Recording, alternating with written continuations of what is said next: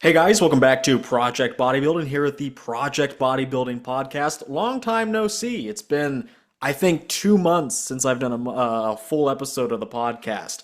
But we have a very good one for you today. I haven't actually done too many episodes of the podcast in general this year. Not to worry, because today's topic is recapping the 2025 season thus far. So every show that has qualified for the 2025 Mr. Olympia, every open show that is, every major show, we will be going through in today's video, recapping, bringing you and myself up to date on what has happened so far in this series. We'll stop at the Dubai Pro and do a second half recap later in the year, probably in about a couple months.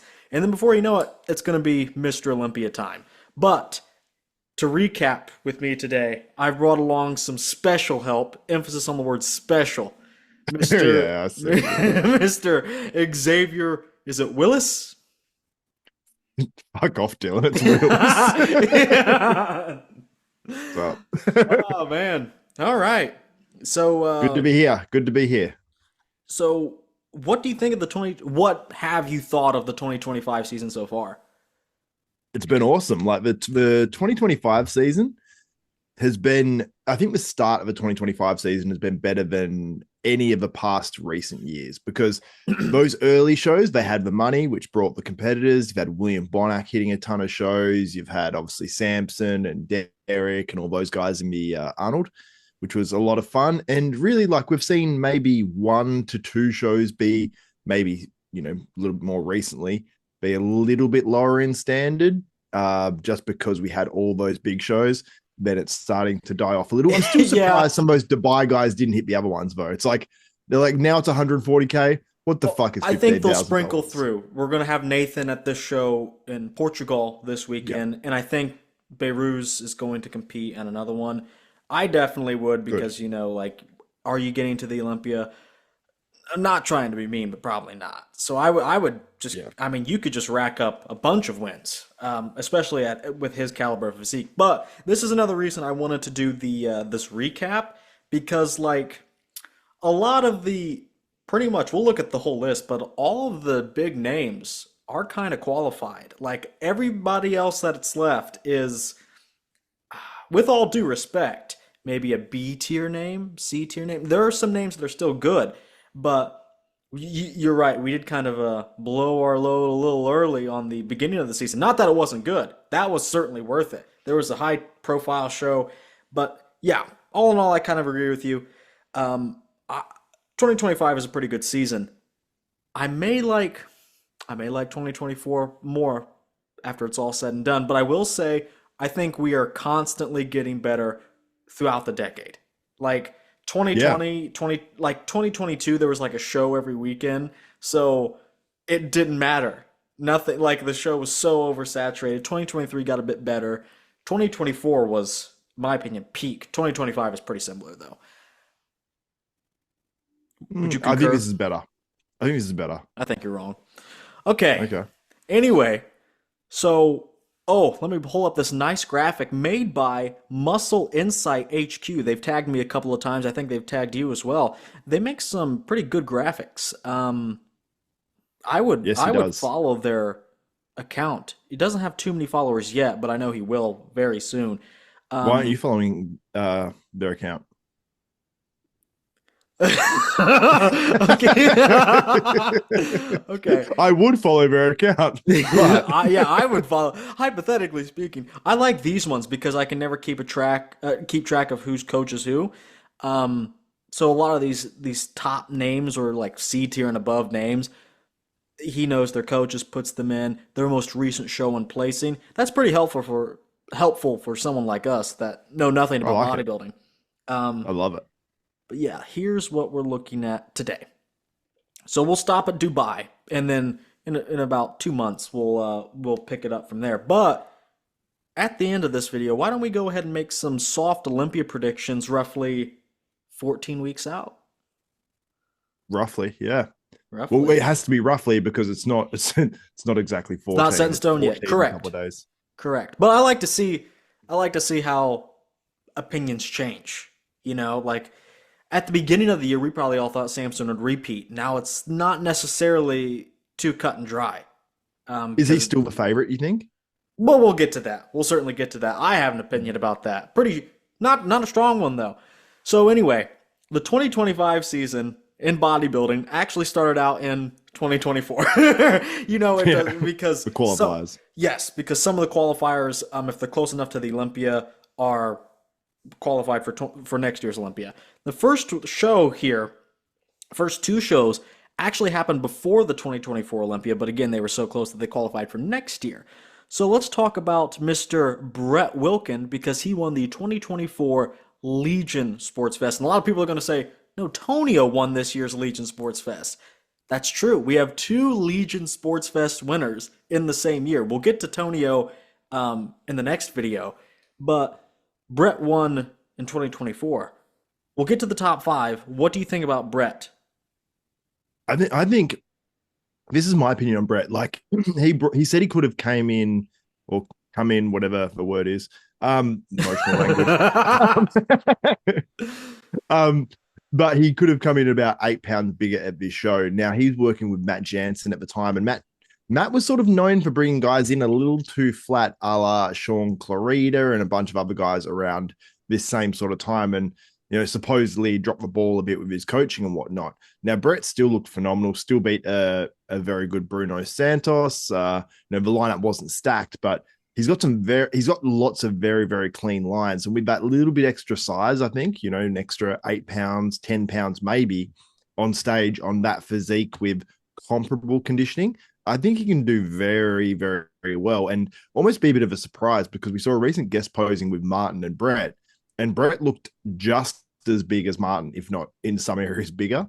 Some areas Martin was a little bit bigger, like from the back, but then Brett was maybe a little bit bigger from the front. So I think Brett hasn't brought his full size to the stage yet, like his upgraded version to the stage. So I think at the Olympia, he's actually going to do pretty well. Top 10. Here's that guest posting you were talking about. The thing is with the hype with Brett. The first time I heard about Brett was from Nick Strength and Power saying he could win the Arnold. And that does something to a man's reputation. Nick Strength and Power sometimes gets a little carried away. A lot of big voices, maybe they've made a calculated decision or not, but once you say something about somebody and then it doesn't come true, it's kind of hard for a reputation to rebound after that. I'm not saying Brett isn't a good bodybuilder, but I think my psychology towards him is slightly negative because he only ended up like sixth at the Arnold. Still fairly good that year, 2022.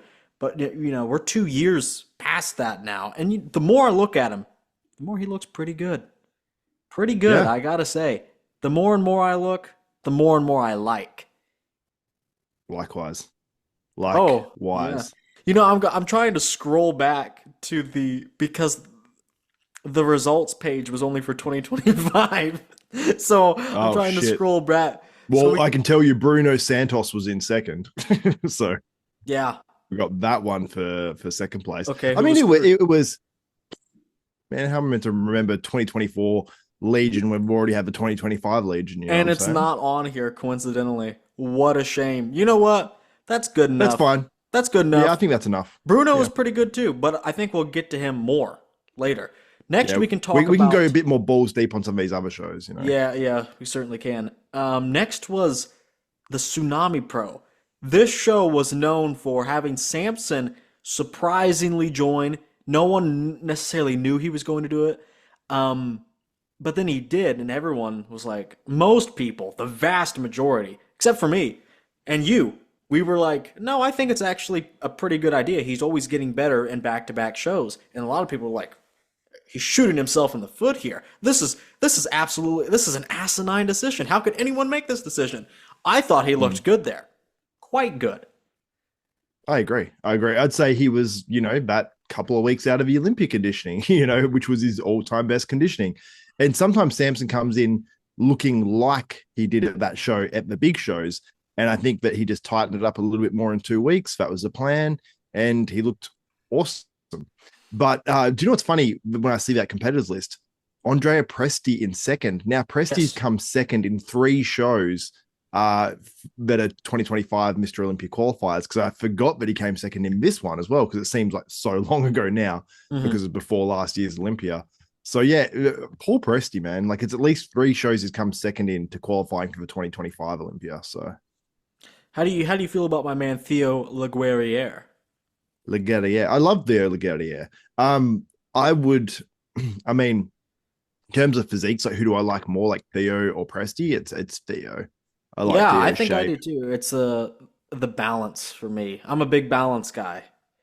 Yeah. And he's sort of got like a stocky, shorter looking physique, but he's not that short, I don't think. Like he's not like He kind of reminds he's a me of this is gonna this is gonna be crazy. He kind of reminds me of Flex Lewis.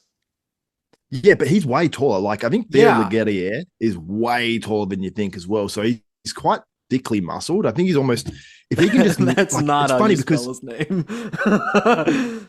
what did you put in? I'm looking him up now too. I I clicked off didn't- the screen for a second. Here he is. He's the big boy. he look, he just kind of looks like Flex in the musculature. I'm not saying he is Flex. He just kind of looks similar. Similar muscle Mm. bellies, kind of. See that pointy part of his sternum? Oh, that's Why do guys get that? Is that like a growth you or know, what? Jake was telling me about this because you know he's a doctor and it's a xiphoid process and it's just like a bone that sits right below the sternum and I don't know exactly why it starts protruding, but every person has it, from my Must understanding. just be like calcification or something. Yeah, you know, speaking of calcification, never mind, never mind, never mind. Okay. Pretty Okay. good show. Pretty good show, all things considered, for it being like 2 weeks before the Olympia, so no one was going to do it. I think that's pretty okay. Yeah. Um, I'm sure Theo and Presti went into this thinking, oh, okay, well, one of us is going to win. We're pretty evenly matched. We've done similar things, and then Samson comes in and is like, okay, well, F word. They Anyway, should do. I mean, if I was promoting a show, like where would you put your show? Like I would consider putting like an American show a few weeks before the Olympia. And if I had the money, offering like $30,000. Because you might get some of those guys from like, eighth downwards competing in your show from the Olympia. I mean, a few guys trying to get an early qualification. yeah, you think that, but you know, the Legion was how many? The Legion doesn't have like that many names ever, and it's usually close to the Olympia. Like this is the first year it wasn't like super close. But Sometimes they that's a get some good 15K names. show. If it was 30K, I feel like it might be enough incentive to be like, okay, yeah. Uh Honestly, I think guys that do the oh, Olympia that are lower placing, I feel like they should do more shows around the Olympia. You know what I mean? here are the You just results for the post Legion. Oh, is okay. open. Oh, open. Martin Hernandez was third. I bet you wouldn't have guessed that. Oh, Patrick Moore was this year. Last year, he was seventh. Quite the jump this Oh, that's year. right. Quite the jump this year. He was seventh. He was second. Yeah, that lineup did get a little rough down there, but there's some good guys as well. Like Jason Lowe was down there. We've got Arn Wynn. Joey Belt beat both of them as well. I think that was his pro Overrated debut. coach. Jeez, why you say this?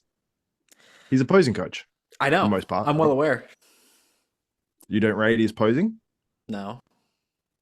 Okay, fair enough. Yeah, I do rate it. I rated a D tier. Okay, Okay, what's wow, the harsh. next show? Romania. That was after the Olympia. Yep, Where is it at? Romania, Quite a bit after the Olympia. Like a month. I guess. Yeah. Where's Romania? You had There it is. a very good top two. And I know there's pretty good footage of this one here. Oh, a really good top group there. There's quite a few good names I saw there on that competitive list. I forget some of these shows. I think this is one I didn't cover actually last year yeah. Well, for whatever reason. I was away or something. I don't know what I was doing. yeah, probably up to no good. Here we go. Here were your Yeah, top right. two. Your top two this year. Who uploaded this video? Why is it in such terrible quality? Why I don't is this? know. Wait, it's But more a photo. yeah, sometimes Instagram does that. You know, you'll upload a video and it will upload in like 480p for whatever reason. Yeah, I know what you're saying.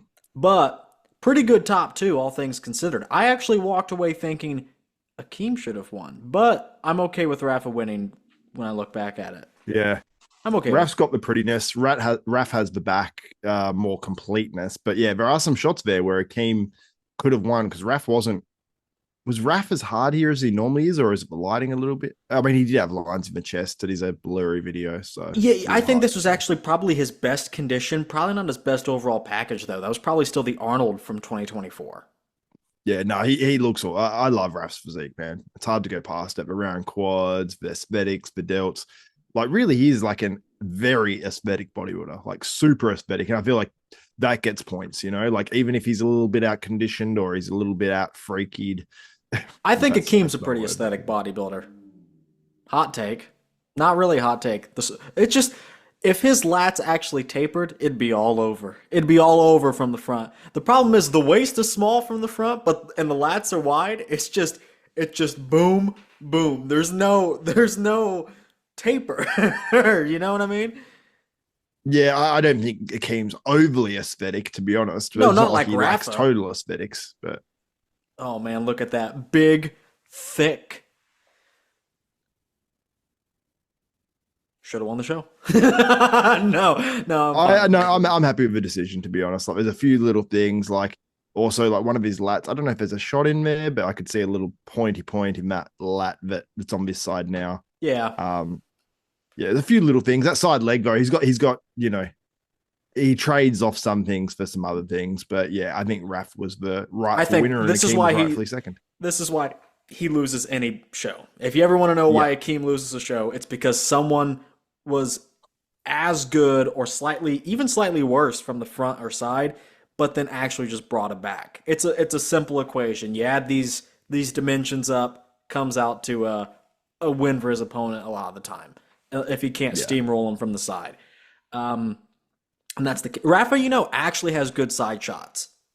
You wouldn't think so because he's kind of like missing a little bit of size, but he has just enough in the right places, and his execution is pretty good that, they're pretty good. They're pretty good. I'm a big fan. I'm a big fan of the side chest especially. And then you had Horse MD, who's no longer with us in open. in open. And this guy. I'm not a fan Or of, on gear apparently. yeah, apparently he's competing this weekend, but that picture he You're not a fan of posted, Amir? no, I'm not. Horse posted that picture and said he was natural.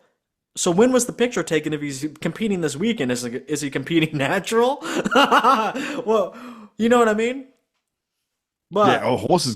Look at horses back double compared to Amir's. what are you trying to say? Amir eats his lunch. Oh, yeah. Yeah. Yeah. I wish Horse just would have stayed in Classic to begin with. That's a whole other debate. But who I agree. I don't know who placed higher. Oh, Amir did beat Horse. Christian Wolski was So here. he should. I'm a big fan of Wolski Christian. maybe should have been compared. Yeah, he should have been compared a bit more to the horse. One of the most complete physiques I've seen in a while. It's funny how in the finals there you can see Wolski on 15 points, and then you see Horse on 12 points at the finals. It's like, how did Wolski get straight fifths by the looks of it? And then I suppose the judges' high and low votes must have swayed by a fair bit, because it doesn't really make Yeah, it doesn't really make make sense. sense. Matthias Holowek was here. Oh, what about Classic? I guess Richard Nagy. Oh, no. Give it up for No, it doesn't Richard make sense. Nagy, everyone. the big nagger. Richard Nagy was good, man. Hey, in 212, Radoslav won. Ahmad Ashkanani was second. Those are some good names, Yeah. which were not showcased. Thomas Tabashier, he's quite good. I like his physique. He's in fourth. Look, I'm just not a fan of this physique. Amir, I'm not. I'm a fan of the conditioning, man. I've got to be honest. Like, Yes. Once he gains more muscle, I think I'll be even more of a fan of his physique, because if he adds a bit more sweep to his quads and then little bit more on the upper, like to balance out like the he's got a slightly wider, I would say, hip structure, but not even that wide. But I think it would just make his physique like come alive big time in a lineup with that conditioning. I don't think the waist is going to hold up that well. If it does, though, he can add more taper. Like the dude is young. I'm starting the Amir Omaragic Haters Club. Okay. You're on the Omaragic Island, are you? It was this Horse's last show? No, he did Prague, which we'll get to, but yeah, so I'll save it for that. But that was honestly, this was a pretty good show. This is a pretty good show. I think it was even better a good show than the last. And then we have perhaps the show people were calling it one of the best shows of all time. The 2024 EVLS Prague Pro. One of the best shows of all time. Jeez. People were saying that because Chris Bumstead's there. It's automatically one of the best shows of all time. I feel like good fun. People really underestimate how good and how stacked those post Olympia tours were in the 90s. Like like from 1996 to 99, like you had right there is your top 10 shows of all time. Right there. But do you know what shows were really, really good? So this is in my era of following bodybuilding. When Jay Cutler was still competing, and even just after he retired, there was the Shrew Classic, which offered over 100K prize money. There was EVLS Prague Pro used to offer like something like it was like $80,000 or $90,000 for first. Yeah, always been a good show. But EVLS that was for first place. They used to offer big money until they decided we don't need to offer this amount of money anymore. So they went way down in prize money. But there was like 3 shows post Olympia around the end of the Jay and Ronnie era. And then it went into the Jay and Phil doing the Shrew Classic. And then Jay dropped off and it was like Jay and Kai. But there was a bunch of post Olympia shows back then. And then all of a sudden, just one year, it sort of, the talent went down a little bit. Phil sort of, I don't know if it was like during his career where it's Phil and Kai, I think they just sort of, those shows stopped, Well, they used to have a slide of all the winners, but I guess they don't have it anymore. Do you remember, Giles was telling me about this, I didn't know, it was before my time, Kai went to a Prague Pro and he wasn't gonna end up getting the placing he wanted, so he sat the rest of the show out.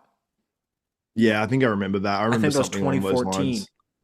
Yeah, it was one year where he didn't show up at one show. Yeah, but I remember Dennis Wolf did some of them. They were fun, man. I think there was a top 4. Roden, Sean Roden, my favorite bodybuilder of all time. Even though I say he's overrated all the time, he is. No sense. Though.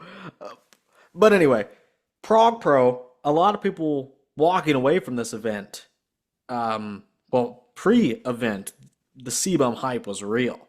Post-event, it was still real. People thought CBum should have won because Martin was in labor. No, he was labored. He had the labored breathing, especially at prejudging, and even finals he cleaned it up, but he kind of had these same issues of breathing heavy, sweating, things that Martin is unfortunately starting to make a habit out of. We'll see if we get any change on that. But what do you think about the show, about this top 2? About the top 2? Specifically. Man, is this from the prejudging? Yeah, that one was for prejudging.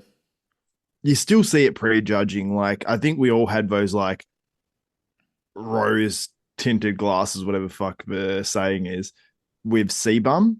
And watching it on the stream, like that front double, I give that to CBum, like based off, but part of it is based off the coloring of Martin. Like his color was shit. He lost all confidence at some stage. Like I think he was gaining it back by the end of prejudging.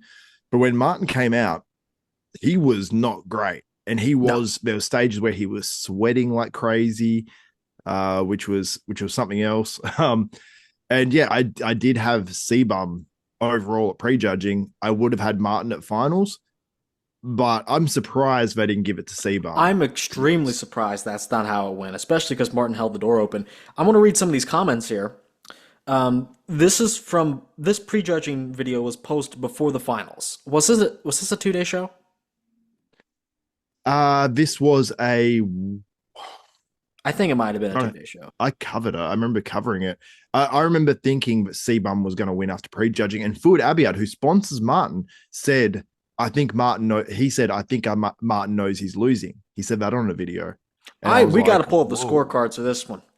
Oh, straight first and straight seconds. It was straight first, yeah, which surprised the hell out of me, to be honest, because I Mm-hmm. think most people had C-Bum in that one, at least at Yeah, prejudging. At finals, I did have Martin. Right? C-Bum easily. Honestly, I think C-Bum has it. This guy, we all said, well, at the end of the day, it was like, well, Martin just has the thickness. But this guy brings up a good point, Mr. Coach Kelvin. Shape and condition, Chris wins easily. He's got enough size too. This is what bodybuilding should be. And we always get into these debates. What should bodybuilding be? And I think that's kind of a tough thing to. There's certainly no objective answer there. But when you add up the equation, bodybuilding is 3 pillars: shape, condition, size. In my opinion, they're all worth a third. And then you have tangibles like color, presentation. Martin was losing those, and then Chris And he wins was. That's what on I'm saying. shape and condition. I was He cleans the side chest. You know what I mean? Because it's such a clean shot in every way. The side leg was spectacular. even So the I have Chris like maturity. front double, side chest, back double can be debatable. I would go I with think Martin. Too thick. Yeah, Yeah. I go with Martin too. And rear lat spread, I go with Martin. So we're at 2 shots to 2 right now. But yeah, even Martin, like when he pulled his trunks up like that, like his ass was sort of white looking, like it just Yeah. there was a clear film of water, and you could tell he was like losing confidence at stages. Side tricep, I go C-Bum because Martin was midsection was just hanging just a little bit. So we're Same like with the 3 abs to and 2. thighs. Usually, I love Martin in the abs and thighs, but with a little bit of a hump, I don't. I'm Yeah. not feeling it. So I have it 4 to 2. And then most muscular, like look at this most muscular man. Like C-Bum, when he hits the crab, it is very impressive. And even that one as well, hands together, looks pretty good. But when he hits that crab, like the level of detail was crazy on C-Bum. Mm. When you see that up close, it's like he was detailed like crazy. So I had like 5 shots to 2 or something, or like maybe you could give Martin one of those other shots, but it was yeah. And then at finals, he came back a lot better. Is this a finals? This is at the start of prejudging. I think he started Okay. out very good, faded a lot, Yeah. and then came back a lot better. But No, I agree. Actually, that's right. Yeah. I also like the svelte black trunks. They don't gloss, they don't glimmer, but Yeah. they're not matte exactly. Good Yeah. No, I like him too. good choice. Good choice. I wonder if you're allowed to use those for classic trunks. I wouldn't mind getting these pair used after the show. You know what I'm saying? Yeah, not washed, soiled. Yeah, honestly. Well, let's take a look at the finals package. Maybe we can shed some light on what happened here. I just got a wild text message. I have to tell you after the show. It's wild. Anyway, go on. Wow. Yeah. He did really clean up. But this was at the beginning of finals, I think. So, and then I noticed back when he was doing, like at the end of the call-outs, he was still mopping his face up. It was dripping at one point. It just kind of made him look weird. And the stuff was distracting, and C-Bum didn't have any of that. He was, but C-Bum didn't, I mean, what was his peak? Eating? Like he just came into this for fun, and he could Yeah. pretty much eat as much as he needed. So Martin was so much better at finals. You can just see it. Hey, like the color, the posing was better. It was just everything. He was so much better. I think this is a pretty good package here. Yeah, yeah. So I think that Martin deserved the win at the finals. And the way it works with the judging, so just say which we know wasn't the truth, but just say every judge had C-Bum at prejudging. I mean, every judge had Martin at finals. Martin would win because if they do the rejudge and they did a tiebreaker, and every judge had him at finals. I Martin hate would that. win. I hate that rule when they always say it's who's winning last. That's such bullshit. Who wins last? No, it shouldn't be who wins last. And that's a lazy way to do it. Half the show is half the show. Yeah, what happens if how do you differentiate a tie? Do you just put down every judge you put down what every judge has as an overall. You know what I mean? Like, would you say like, okay, because there is an odd number of judges, right? So you'd have to Just say, add the okay, highs and lows in it again. what I would do is say, okay, to every judge, we're going to compare them at finals. We're going to, okay, go off what you saw at prejudging and finals. Who do you just have overall? You know, who do you think is the best overall between the prejudging and finals? Because then it separates, then it makes it not just about the finals as a tiebreaker. Hear me out. You get the MC. Everyone writes down their overall winner on a piece of paper, and the MC.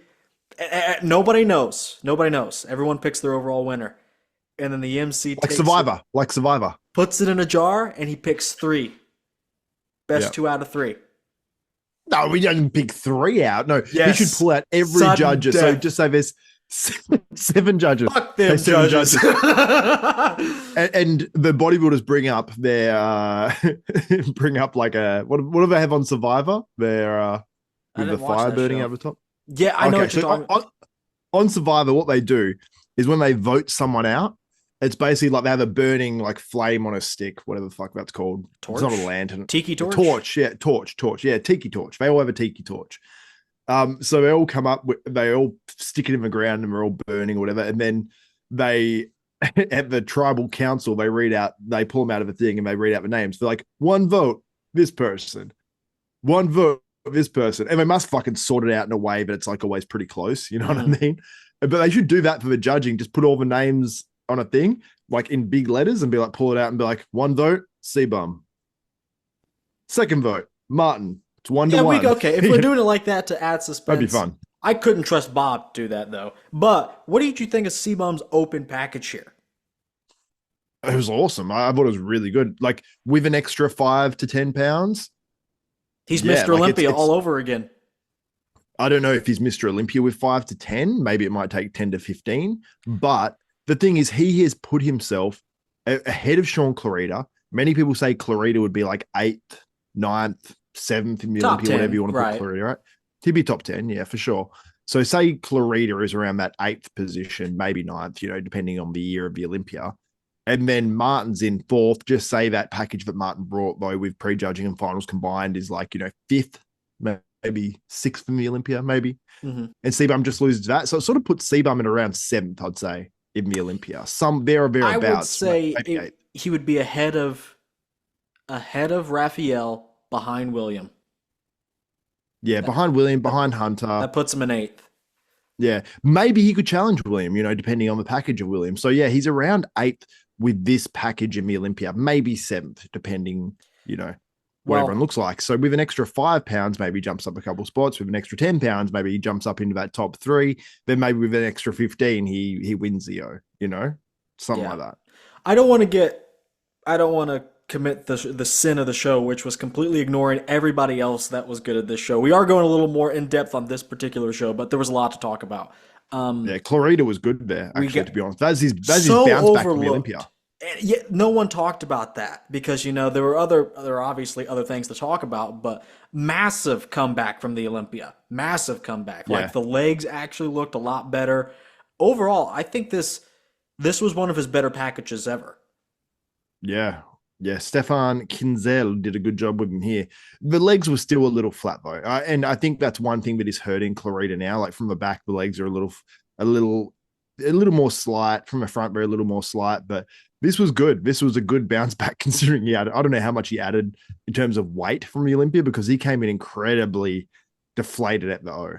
Like, you can see, like Chris Dim said there, I like the look better than the Mr. O. Like, I think that was easy because he was just so much bigger. A lot of 3D-ness to the back. And I noticed that as well in some shots that I saw on iPhones that were slightly from the side. Like I saw a real lat spread of him and Horse MD, I think it was side by side.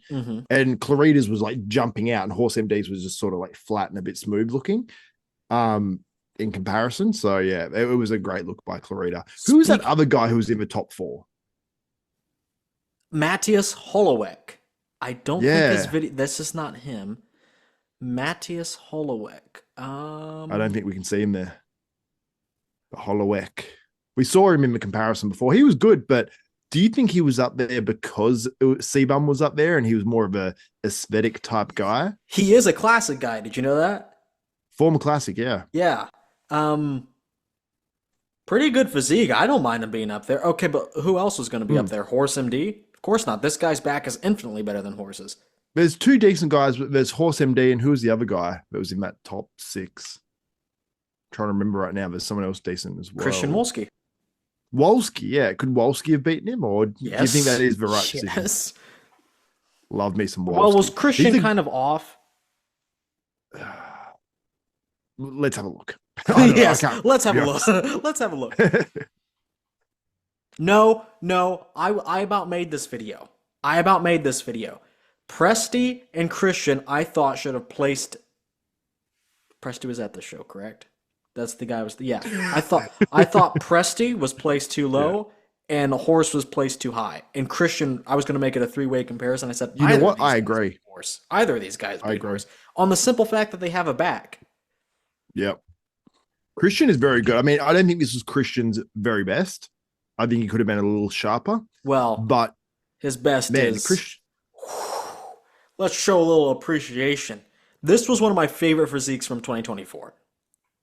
Very underrated. Hey, like this guy could, I could legitimately see Wolski moving into a top 10 at some stage at the Olympia. If he kept showing up like this and made minor improvements to like chest thickness and arms, absolutely. Man, I love me some Wolski. I was on the Wolski train early. I got on first. You came on after. I do like some seconds, if you know what I'm saying. Okay. I don't want to just talk about Prague. No, we're not done with Prague. Believe it or not. Jeez. Ahmad Ashkanati, also, by the way, day 2 of the EVLS Prague Pro. It was a 2-day show. Might have been day 2, though. Like day 1 was Women's Day, you know? I can't remember. That doesn't count as a day. That's day 0. I'm saying nothing. I got a text. Oh, man, I got this exciting text. I got to tell you after. Fuck you. Mine's spicy as hell. Mine's seriously so spicy. Okay, look at Ahmad, though. Honestly, we were talking about Ahmad the other day, and one of us said, and I'm not at liberty to say because it was a mean comment, one of us said he peaked when he started, and that was kind of it. I still think didn't say that. Yeah, you did. I still think he's very good. Like, whenever I see him, his side leg is nuts. How is this 212? Like, he looks open. He looks like Hassan Mustafa if he got shredded. Yeah, he's short, so that helps. How short? 4'11"? It's just the stomach at this point is, you know, he's got the old man muscle, but along with being an old man comes with the old man stomach. And it wasn't his strongest point to begin with. Still, though, I think he's won the show twice, if I'm not mistaken. Pretty good. This was his best physique in a long time, I think. I think he's made a good bounce back because his physique started to get a few areas that looked a little funky on it. Like he had, you know, sometimes like the lats looked a little funny, like maybe just a little. What about this analysis? Bubble gut. Judges don't like. Lack holding vacuum. Lack holding vacuum. Bro, shut up. I guess. And then Classic, I don't think was too much to talk about because everyone that was of note in Classic did open at this show. Oh, here's Horse's Richard Nagy. You missed Nagy. Nagy's good. Was it this dude? If it's not this dude, I don't care. No, Nagy's on. No, not him. I thought this dude has a classic look with the hair. This is Richard Nagy? Yeah. No. This is Richard Nagy? I was Nagy? going to say it looks like he's just had a hair transplant, but as a tattoo. That's not Richard Nagy. Okay. Then where is he? That's not Dick Nag. Up a little bit. I'm all right. There he is. The Nagster. Look at him. He's good. I don't think we've spent enough time on the Prague. Yeah, I agree. Let's move on. Okay. Next we spent half an hour on that. That's ridiculous. I know, that's crazy. But we're going to get through a couple of these other ones. And we're going to still in 2024. We're doing a 2025 season review. Well, we need to hurry up. Okay. The next one I don't even need to pull up the scorecard for. There was only 2 names that were worth something, but they were fairly good. And they're very similar. It was Akeem and Horse MD doing the BigMan Evolution. Yep. Let's see here. I think there was honestly Akeem had quite the year last year. Still He is kind did. of on that. Oh, here we go. What do we have here? Him and Okay, here. Aceto seem to have worked shit out, whatever they're doing. It's good. Yeah. You Oh, know, it's my man, Mark Hector. I love that dude. still too small. Yeah, I But know, but this was he's had this was some a show he wasn't brutal even injuries. intending to do. Yeah, he's had shoulder shit going on, but he's looking way better now. Like I think he's going to be one to watch in 2025 for some of these shows. As you mentioned, like Yeah. we've got a lot of the top guys Whoa. qualified. Who is that? Where the girl walked on stage. Yeah. Yeah. Well, we were. You know, a horse ended up placing second, I think just because he's actually really big. You know, he's like a 6 footer and he does carry a lot of size, which makes his classic run just completely baffling to me, but Akeem is just a better upgrade. Neither of them have backs, although I do think Horse is somehow even better, was slightly better than Akeem's. You can be the judge of that. Okay, I'm waiting for his back double. Actually, I don't know. How long? No, I think Akeem still wins it That's because crazy. of the lack Though. of taper. But You put your hand up. What do you want to say? oh, my bad.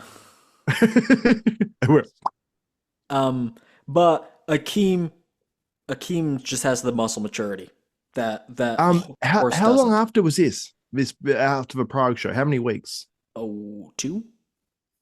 Hmm. Yeah. Well, he improved a lot. It was one Horse week, did. 2 week? I think it was 2 weeks. 2 weeks. Yeah, because it says 30 weeks ago. I think I remember seeing the other one said 32 or 33. So Yes. Okay. Honestly, pretty good show. I was surprised about how well this was the end of the European tour post Olympia. I was sometimes we don't get anybody competing, which is a damn shame because that's Yeah. easy money. Why wouldn't you do that? But honestly, this year's European tour, I give it an A with that Prague Pro in there. Take it out, I kind of have to Yeah. rate it lower, but with that, A tier. Anyway, I think we should step into the big 2-5. Look at Horse. He's dancing. Did you see him dance? I did see that. We're gonna ignore that. Is that why we're moving on? It's time to step into the big 2-5. Okay, the Arnold. Do we need to talk about that? Do you want to talk? It's not a pro show. It is, but Well, we need to mention it, yeah, because it's a season review so far. Some people might be yeah, you're just right. Some completely out people of the may loop. not know. Some people may not You know know. what? People that are fresh to bodybuilding, I'll direct them that are just getting in. Now's the time to get in on bodybuilding. I'll direct them to this video. And I'll say, me Direct and them to my Dylan- ass. Okay. Okay. Your subscribers go down. This Okay. is the point where you know when you can tell. So for those who don't know, on YouTube, YouTube's back end, you can tell when back end's emotional word, but you can tell when people drop off and click off the video because it will slowly go down. This is the point where it goes down. This is when people click off. Exactly. I'm gonna pull up. Oh no, I can't pull up Gilco because it's gonna take forever to look. I wish Instagram could actually have you search things. I wish it was more. I just wish it was better. I don't know. Sometimes I search stuff on Instagram and it will come up. Like I was trying to find that hideous song just to show how bad it was to someone, that new Will Smith song. And I just couldn't, like, it was making it difficult for me to find this live performance. I wish it was more searchable. Like, you think it would be too, because like when you have a photo and you see like the data that gets uploaded by YouTube, by Instagram, you see like it'll be like man with beard with 4 women in bikinis. It will actually describe what the photo is. Like, it should be able to pick up Will Smith singing a really shit song. Like, I'm gonna pull up. Let's start with Classic because that's the first video that popped up. Because Classic, what is that audio there? Oh, do you hear that knocking? No, I heard a woman talking or something. Oh, was that someone leaving a message on your analog phone there in the background? Yeah, that was that. You got multiple back there. Well, I hope you don't mind. I did this video from my office. That's fine. Yeah, from 30 years ago. Yeah, I'm stuck in 1991. Okay. No, I feel like you're stuck in the 80s there. That's 87. Oh, He was yeah, your Arnold. top four, honestly. Oh man, Logan Franklin, like Oh, he did you just just cream a little? a little. I creamed a lot, but yeah, Logan was so good, man. Like, can he win the Olympia? Like, he sort of put I don't his think so. I don't know, man. The gains in the jaw, like I don't know, his Tom jaw. I Platt's don't know if level it's jaw, yeah. yeah, exactly.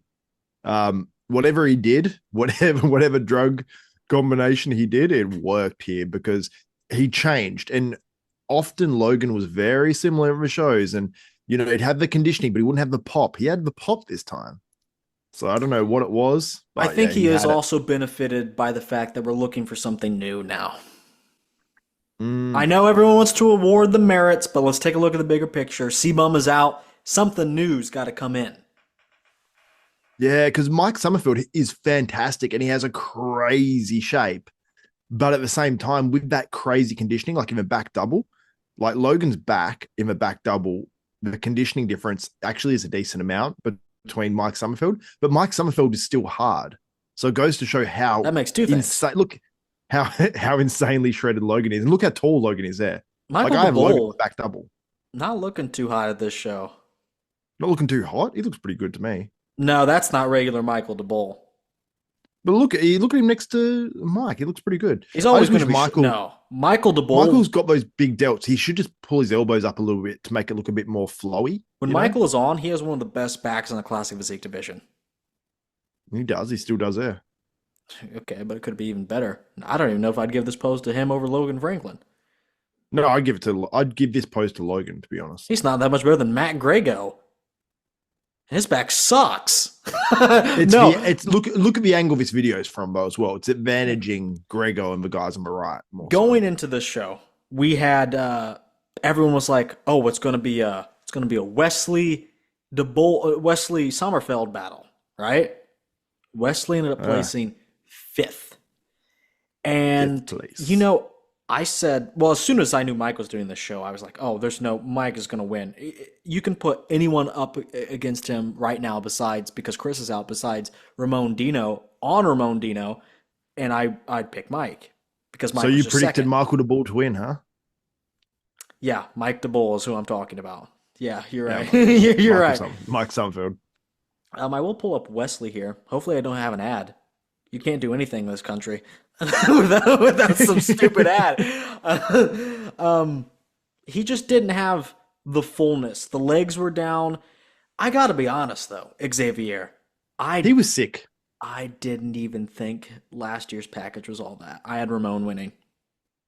I had Wesley winning last year, the peak, like when you watch the stream, but the advancements in classic physique, like each year it is getting dramatically better. I'm like, where's the ceiling to this class? Because every year it's getting better. He was just flat as shit here. Like before the show, even his coach was saying he lost like 10 pounds or something in a couple of days because he couldn't eat for a day and a half. So, right. And Wesley has to eat a lot.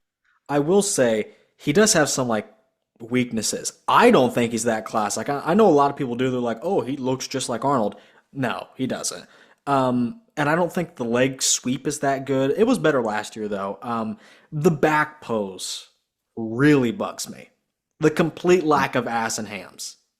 What bugged me in this show is when he hit that other side bicep shot, his midsection just wasn't on. Like he's just letting it go. Like it just all of what he was doing. Look at Arnold getting the focus of the camera, just really fucking it up for everyone. Yeah. Honestly though, this rep one footage is the best out there, but they just didn't focus the camera a lot, even when Arnold's not there. It's because like the waterfall in the background was messing up the focus.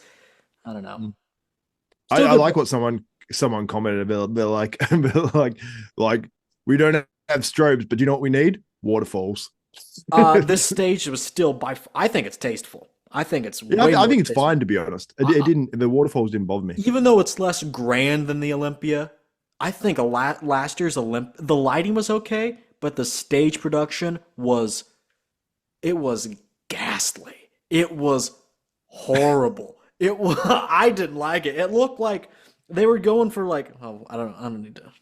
They were going for like some concrete jungle kind of aesthetic. There's lights and it looks like city lights kind of. There's all these. It's just new.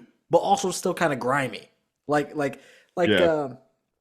that's just how bodybuilding is a lot of time. They want to they want it flashy, but they also like there's a lot of concrete in like in supplement branding and whatnot.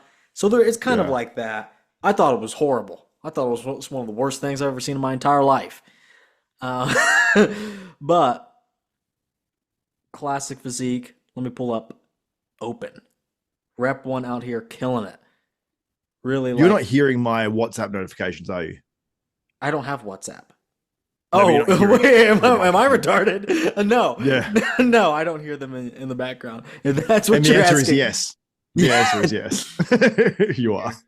Let's see here. Okay.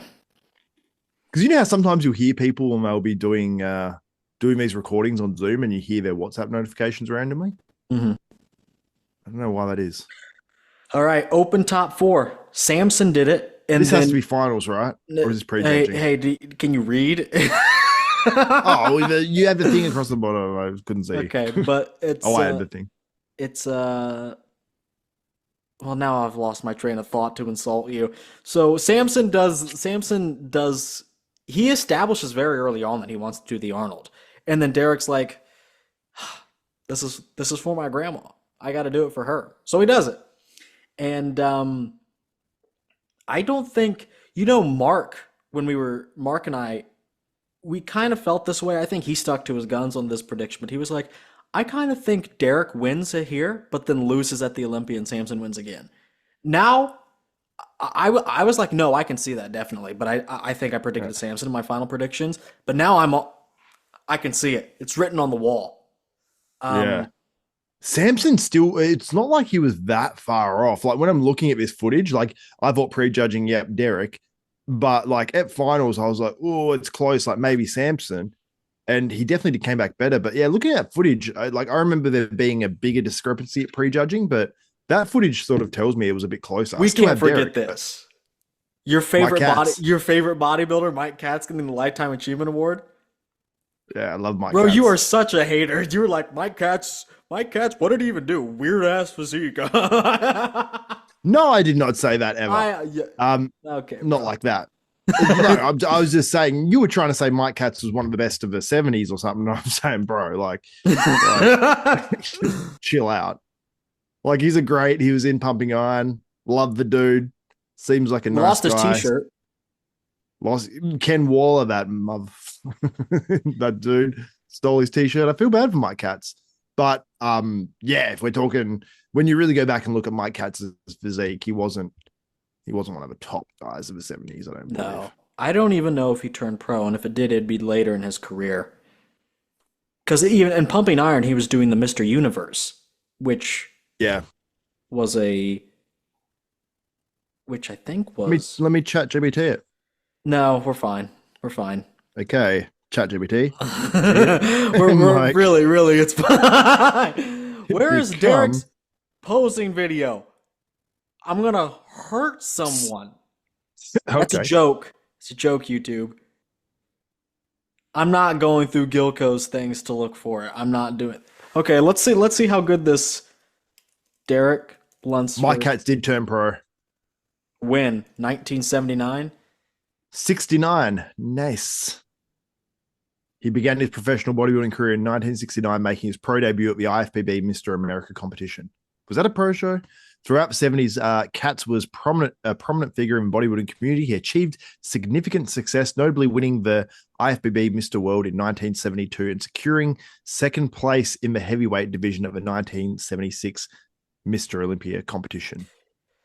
How many were in it, though? Which one? 78? 1976. 76? There weren't that many. There were like 3. Probably in the over 200. There's probably like 3. Colombo won. Yeah, and he still got beat by Franco, who was in the under 200. Bro, there's like a single gnat in this room. Maybe it's a mosquito. I don't know. A single gnat? Yeah, do you call them gnats? GNAT? I don't know what that is. Does a single video of Derek posing exist? Apparently not. Okay, so in the over 200 pounds Mr. Olympia that year, there were 2 competitors, so he did place second. Guess who beat him? Ken Waller. Yeah, that t-shirt stealing mother. Okay, but anyway, I don't think it really matters. You said Samson was pretty close. That he was. It was a combination of Samson getting a little worse and Derek literally coming in at his all-time best. But really, there wasn't that much of a difference. You're absolutely correct. Yeah. I think for those two things, for this outcome to happen, both of those things needed to happen simultaneously. Yeah, that's why I think Samson is a big Olympia favorite still. Like in my eyes, I think that and yeah. We have Samson's doing gardening in his backyard and he's confident about it. You we know, have like to he's like, we have to talk about the elephant in the room. who? Um, the guy you guys were all obsessed with, and I tried telling you, and you finally came to your senses about this. EP did not. Oh, Carlos Thomas Jr. Going into this, there was so much hype around Carlos. Carlos was saying he could compare with Derek. EP said, "I've compared you guys." Oh, let me do my Kenson impression. I've compared you guys, and you win shots. So, I think you could actually beat Derek Lunsford, and you're gonna place ahead of Derek, but not Andrew and Samson. And then I was like, Kenson, you don't know anything about bodybuilding. Delete your channel immediately. and we both predicted him in ninth. And I was even saying, I was like, damn, that's really low, but I can't see anything better. And sure enough, on the day of the show, the oracle of bodybuilding was correct. But anyway, S tier Arnold Classic. Everyone in the top three has won an Arnold on their off year.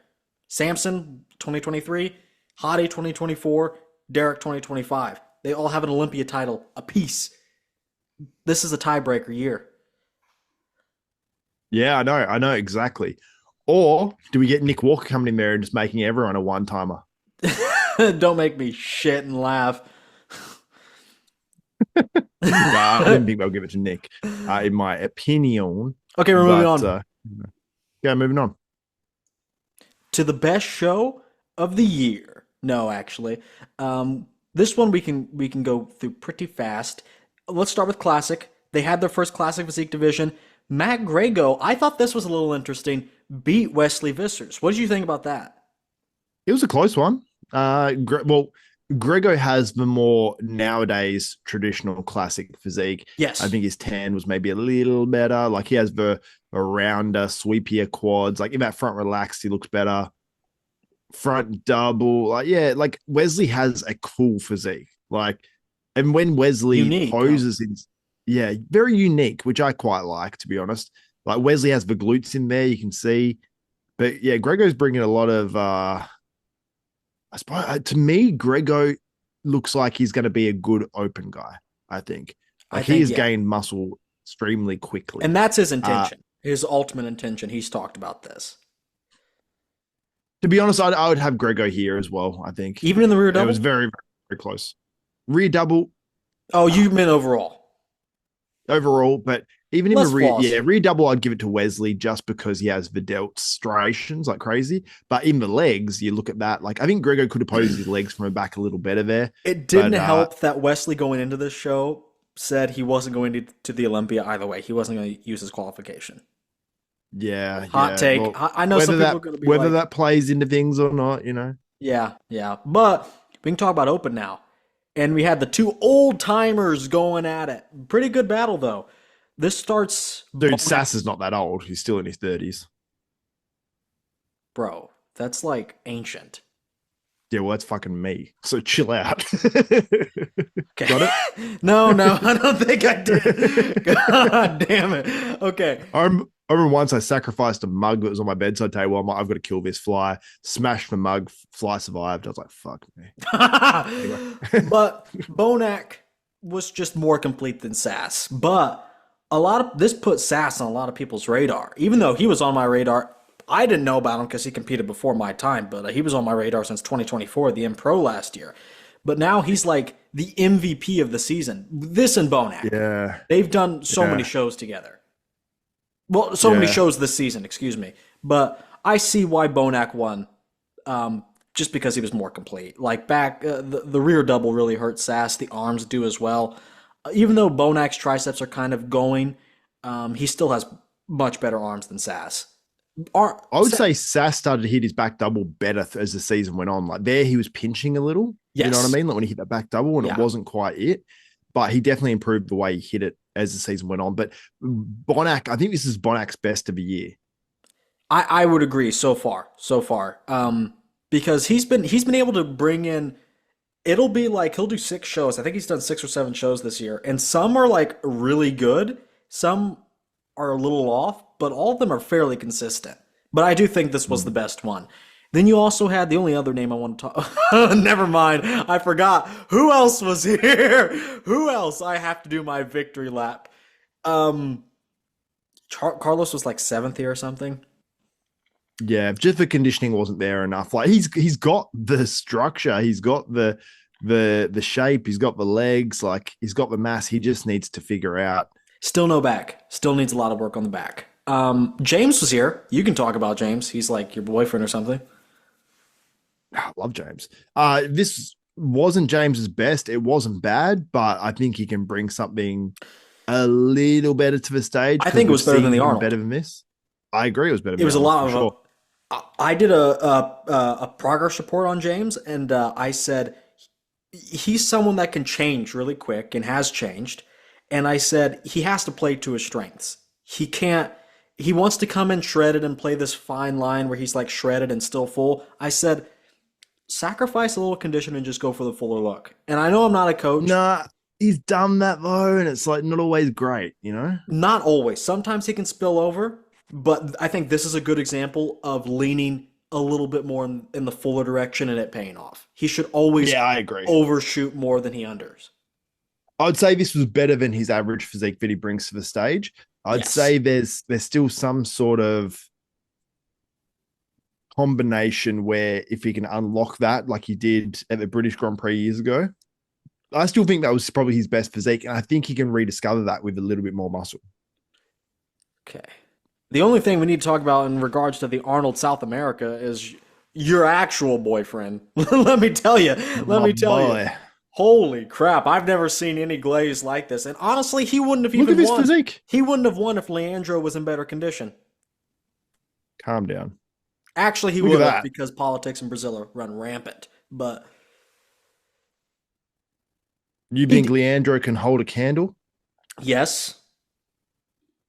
Leandro pretty good, but yeah, he walked into the show and walked away. There's nothing to really talk about. And let me tell you something. Good Vito still poses so special. And when I say so special, that's not a compliment. Right. The way he was hitting his front lat spread was like, if he doesn't change his posing at the Olympia, that's what people are going to talk about. Oh, that cost him 1 to 2 places, which at the Olympia could cost him like $20,000-$30,000. So to me, I'm like, it's not that hard. It can't be that hard. Is this you? Yeah, it's me. Me and you after the leg session, eh? Yeah. Why do they call him Landerland? What is that? Can you translate that text there? What would it be? Portuguese. It is Portuguese. No, I'm not asking you. No, I'm not asking you to translate Landerland. I'm asking you to translate the caption where it says Landerland. Oh. On that Instagram post. It says see translation. It doesn't. Landerland is a team that has been supporting me for more than 2 years. I am grateful for your support and contribution to development. We continue to achieve our goal together. Is it Portuguese so no or one Russian? knows what it is. Well, I don't know. It's a brand, I guess. No, it's a team. But anyway, yeah, well, pretty improved from last year. He still needs a lot, but that's not really what we're talking about here. He walked in, not a very good show, in all honesty. There was no one else doing this that was of note besides Good Vito. But with that said, very easy win for him. So we can go. I think it was a very good package, and it would have been I bet 4, top 3 at the Pittsburgh. That's retarded. So are you. That's crazy. Oh, then we have to talk about this one-off show. I don't even know. Like, everyone just forgot about this show, and are there even videos of it? No, because there wasn't a stream. There's no stream. Stupidest shit ever. Seriously, like Okay. do a pro show. Don't tell anyone about it. Don't do a stream, and hope that it comes back next year. Lame. But anyway, FIBO was supposed to be very, and it's not even on the thing. Okay. Yeah, there's no photos. There's no video. FIBO cooked it. Okay. We'll just pull Oh, up. here we go. We got photos. We got Here are the photos. I placings. apologize. Sergio, Sasan were doing it, and we knew that. And then Andrew Jacked appears. He didn't even make an announcement of it. He's just like, yeah, I'm here. I'm on the list. Yeah. Well, I mean, it respect opens up that Texas Pro for later in the year, I guess. it. Look at Joseph Vetton there. He looked pretty awesome. Big man. Yeah. But it came down. Sergio, I gotta say, it's just kind of same old with him. I don't think. Yeah. I think that's pretty good most muscular there. Like He has good shots. He has good shots. Yeah. Don't get me wrong, but I mean, it's just not. It just doesn't wow me. Yeah, it was close between, it looks like Musial and Joseph Vetton. But I think Sergio brought in a good package here. I mean, like, yeah, like he's got like sort of little bit thicker obliques, like on a front double, especially next to Joseph. I don't But, think his like, back pulses are that great. I would say he's improved his back though, because he sort of has like that in terms of his back double, his lats have always been a little bit higher, but I felt like they look like they started to insert a little lower, which is normally the opposite what happens to guys. So I will say that his back, you go look at his back from the Arnold, from the New York and stuff back in the day. This is better. This is definitely better. Like the glutes were in. Like We don't need to talk about him. We need to talk about the top two. Rest, to be honest. Controversial. I know James Hollingshead was very vocal about it. People were saying sass because of condition, and Andrew wasn't in his best condition, and that's saying something because Andrew usually isn't in the best condition anyway. But I think this is from finals at prejudging Andrew. I don't know Correct. which one it was. No, you're right. Prejudging, You're he right. was way off. I would have had sass from what I saw. Well, to be but- fair, you can't tell anything from the prejudging. Based on these photos, everyone looks like a blotchy mess. So yeah, it's very True. hard to tell. But no, at finals, and people were like, oh, but the condition. Guys, Andrew has gotten away with subpar condition every single show of his life. but when you see I saw some video from the crowd, and it was like night and day conditioning wise. It was no doubt. so far different. doubt. But the photos tend to show that Andrew wasn't that bad. But I remember seeing like this shot, like the side leg, and just seeing like Sass in movement and Andrew in movement, and it just looks like Andrew is just smooth, like smooth. And But I mean, I don't think these photos show the conditioning difference. massive size difference. Better shape Yeah, of on course. Andrew. So look, people always like, oh, well, Andrew should win on shape alone. And then when they finally get that, and they're like, well, actually, I think condition matters now.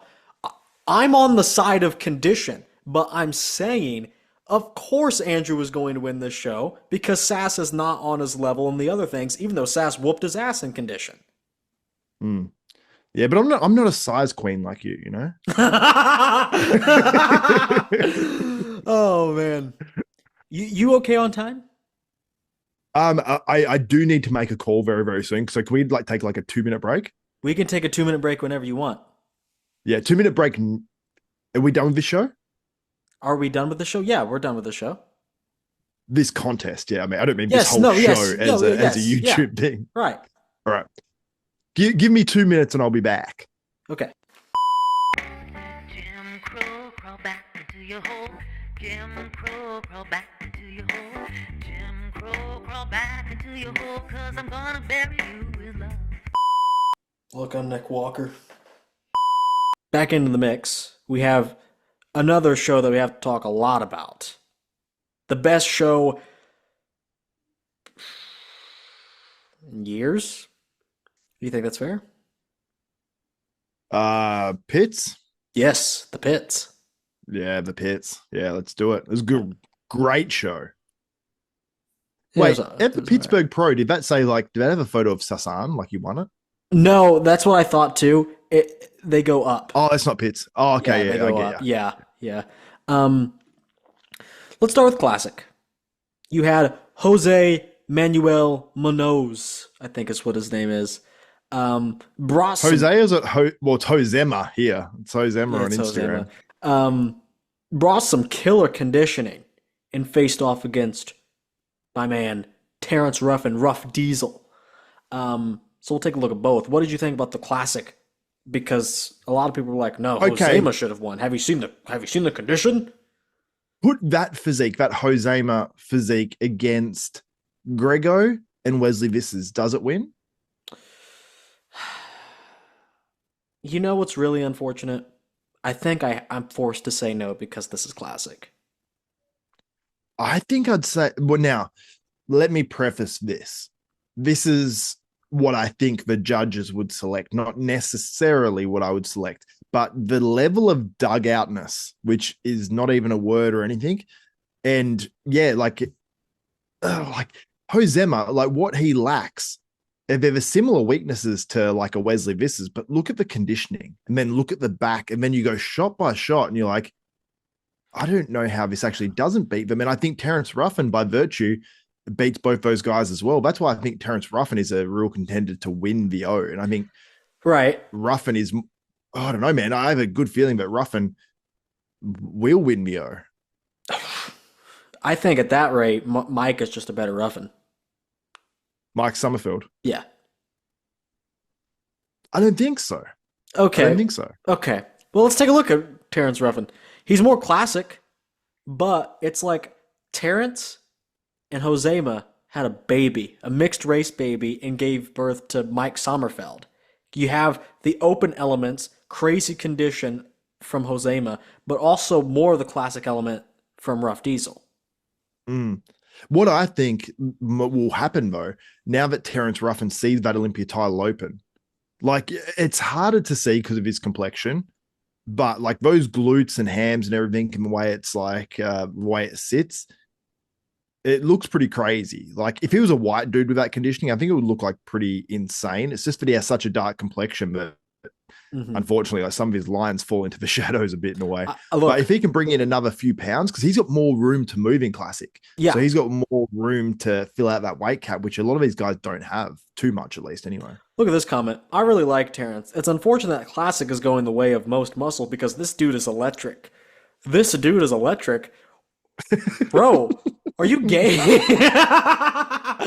Why are you gay? This dude makes my nipples hard. Yeah, this dude is electric. But I suppose like okay, what about this comment? This is just dumb. Great performance, but conditioning took a hit. What? Are we looking at the same thing? I did a comparison. pretty sharp. You know, I will you say, don't- like in from the front in his upper body, you'll see some areas where it's like, to me, it doesn't look like a conditioning thing. It's just like he could be a little fuller. You know what I mean? Like from he the was in front, New I feel York. like, yeah, I'd say he's not peaked perfectly 100%. I'd say he's peaked at about 95, 90%, you know, Well, for his even if physique. you But go I think to he was the, I think he was guest just posing. so phenomenal. I think he's just so phenomenal that yeah, let's have a look at this. Yeah, this is the guest posing, so he's fuller. I Yeah, think he nearly, you'll really notice it in New York. But we're going to talk about him in New York as well. I want to see that. Oh yeah? Do you think he looks better here? No, actually, because I prefer the condition. I prefer like it's just a little more crisp, I think. Yeah, a little more dry.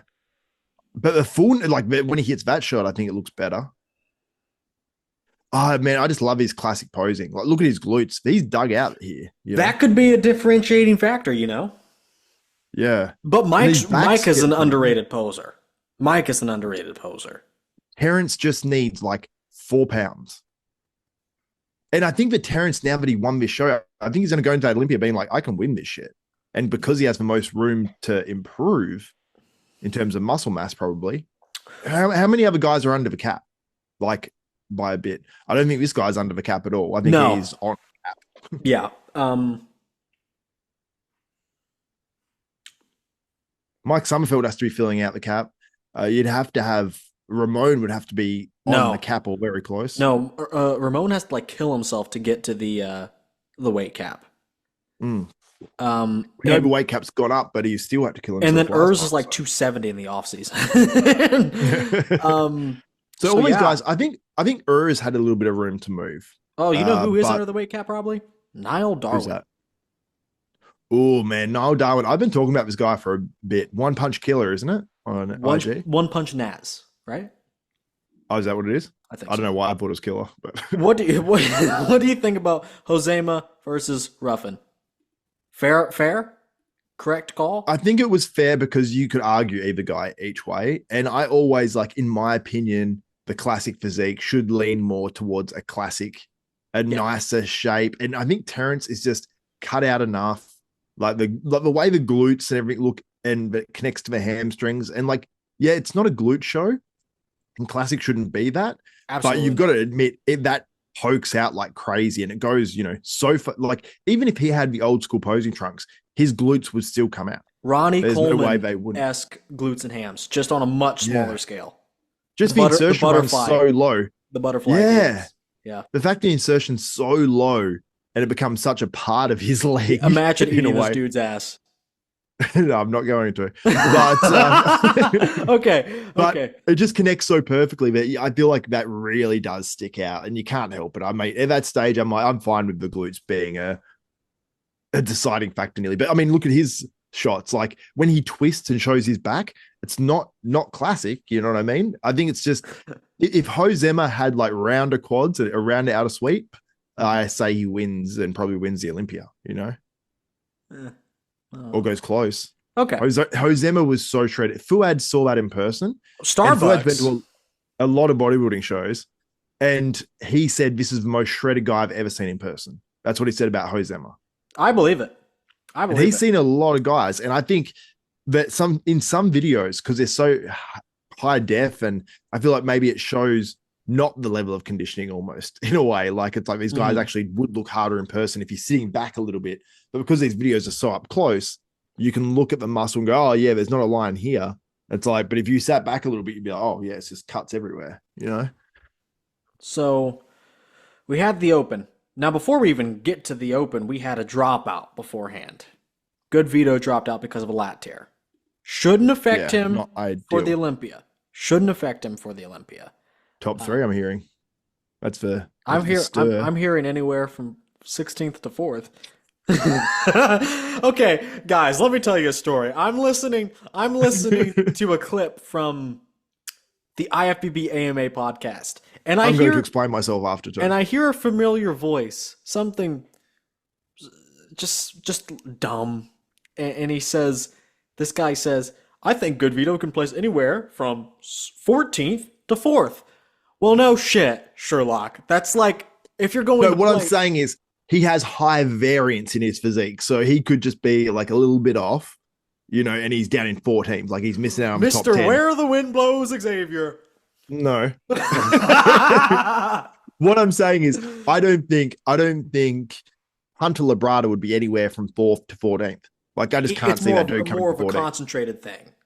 Yes, that's what I meant. So what I'm saying is there's high variance to where Good Vito. What you're saying is, I'm right deep down. I'm going to be right about Good Vito failing. He's just not.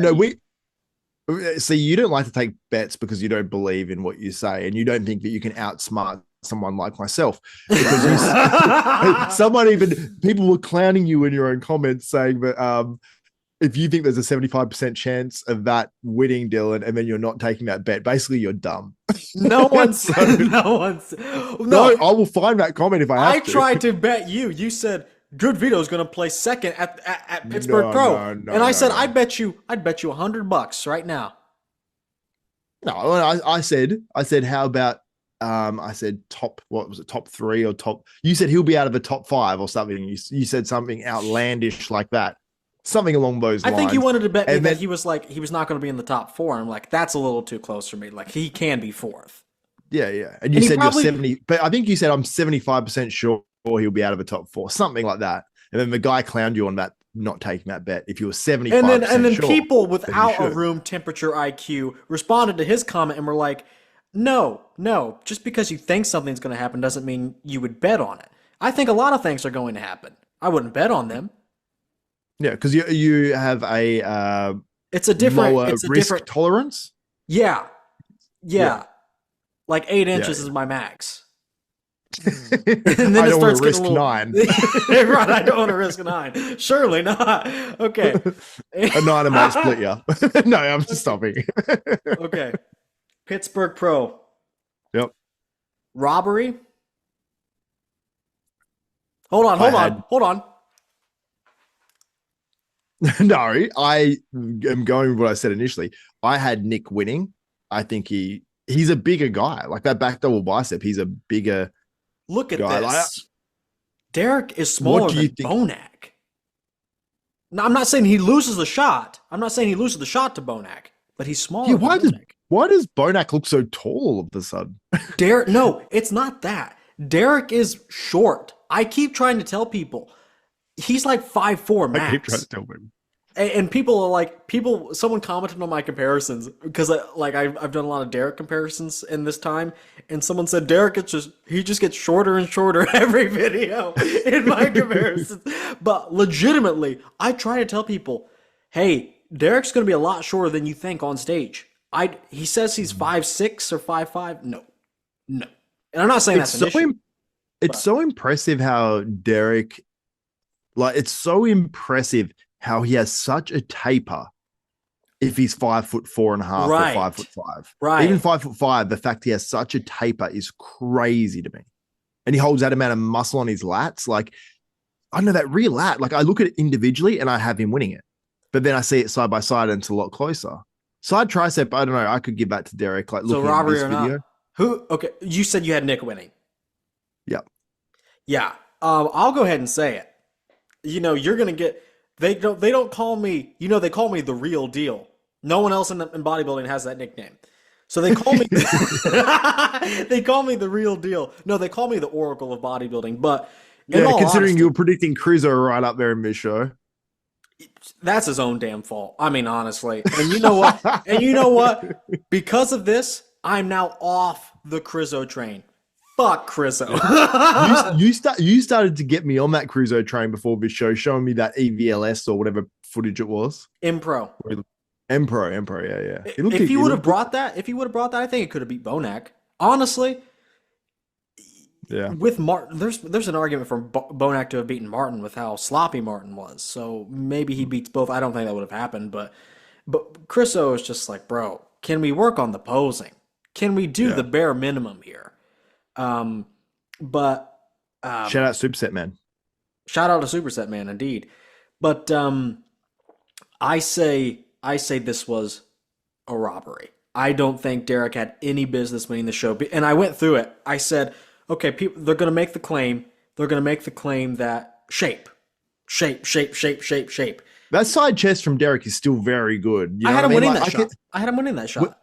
When I look back on it, I'm like, I probably have Derek on the rear lat. I don't have him on the rear double. Chris looks good in this lineup. Not there. That post is ass, but he's just not. His tan hurt him like crazy. His posing hurt him like crazy too. Like some of those poses were crazy. Like he was doing back doubles with bro. Look at Martin. Look at Martin. I mean, there's an argument for Chris to have beaten Martin. It's funny Martin's look there because I don't think them doing the tan themselves, because that's what they have been doing. I don't think it's working. No. I think I'm going to say, because I know that Brett and Martin do that, but I don't think they should anymore. Because whether it maybe sometimes does look better in person or whatever, it doesn't look good on the stream because it sticks out a little bit and it tends to run for whatever reason. So I don't know what their skin prep is, but it makes a huge difference. Like I've competed in shows where I haven't prepped my skin, and then I've done shows where I have prepped it. The tan like sucks into your skin and just sits in there if you exfoliate properly and do the right shaving protocol, like shave long enough before. Like that, there's some of those intangibles we do see it as an overall on a physique, and sometimes like, he's not peaked properly. Maybe close up they have like a little bit of like peach fuzz fucking hair on them, the tan sitting on that, and it makes it sweat off and stuff like that. Right. You can tell Derek here, look at his skin and everything compared to like Martin's. Mm-hmm. I don't know whether that's just tan. And Nick's looks really good. Williams, I think, it's the maturity as well. But it's such a thing, man. Like I don't know if they just He needs to stop tanning himself though. But yeah, Martin, there was a legit argument for him to place fourth instead of third. Bonac, pretty good package all in all. He's always going to be in the mix. No wonder he beat Crizzo. Crizzo couldn't pose to save his life. It's embarrassing. But look, going shot by Nick won the rear double at this show. I think so. And I think Derek won the rear lat, which actually surprised me because I thought it would be the opposite way around. Let's go to it. I'm just so impressed with that taper, man, and those glutes and the hammies were in. And it's like, look how much bigger Nick's thighs are as a whole. Look at the gnarliness of the hamstrings. Sure, he doesn't have the glute striations of Derek. Do you not want to just like straighten Derek's knees a little bit? You know, of course so he's a bit not. taller. Of course not. He's riding his horse. But no, but here I think that he needs to just straighten those knees a bit and just pose a bit taller because he could get his shoulders level with Bonac and he wouldn't look that short. Yeah, it would probably help. I have Nick here though. I had Nick winning 5 or 6 shots, and people were saying what I was saying earlier. Shape. I think we need to stop making that the end all be all. Like I said earlier, there's 3 pillars of bodybuilding: shape, condition, muscularity, and intangibles. Posing, presentation, and that doesn't just include posing as well. Things of that nature. And I include all this in my scoring system. You know that. I think everything is accounted for in my system, legitimately. Not to blow smoke up my ass, but I did think about, well, how does someone like Sean Roden beat Phil? Not on poses. It has to be on something else. It has to be on the gut and the shape. I have to include that in there. And I include all the poses. I don't see... You can't win a show on just shape. That is retarded. That is dumb. That is stupid. It's a big factor though, man. Like, if it's something I like and I like seeing in shows, like if I go and see an amateur show or something and there's a guy that, you see the ugly physique, you can tell it's probably taking too much gear, like they've torn their left quad or something, and it's just all they've just have no sweeps because they've gotten a bit older. And Nick shape you see him posing, they got veins everywhere, they got striations everywhere. But you see someone with really nice shape, you might just be drawn to that shape more. And like you said, it's intangibles. Like it's like the difference between Martin and C-Bum at Prague last year. But now it's like it was even. I don't think Nick's shape is that bad at all. Well, for bodybuilding, for this particular package, I don't think it was that bad. Was it worse than Derek's? Yes. But you know what was also better than Derek's? Muscularity. He won more poses, and he was in better condition all in all. That cannot be outweighed by shape alone. And that's one of those intangibles as well, because sometimes you go to a show and you do see the freaky guy that has the pop. It's like the peak shows like the pop to the muscle where it pops out, pushes against the skin. And sometimes you really don't see that sometimes until the guys are side by side. So watching the stream, I was watching it, I had Nick winning. I'm like, I think Nick's won this, Do you still think that today? I look at some of those comparisons and I think it's closer. But watching it back then, which is what the judges judge by, they watch it and then they judge it. And I even had the courtesy of seeing some other video and stuff, and I still had Nick winning. But when I would see close-ups like this, I'm not the biggest fan of Nick's physique, but I think in person I'd watch that show and go, yeah, Nick's a freak. He's got the energy, like things like this. And like Nick's sort of like when he pumps up the crowd, it feels more authentic than when Derek does it. Derek has some shots never should have been in Olympia. And some you see shots that, bad. Front lat spread.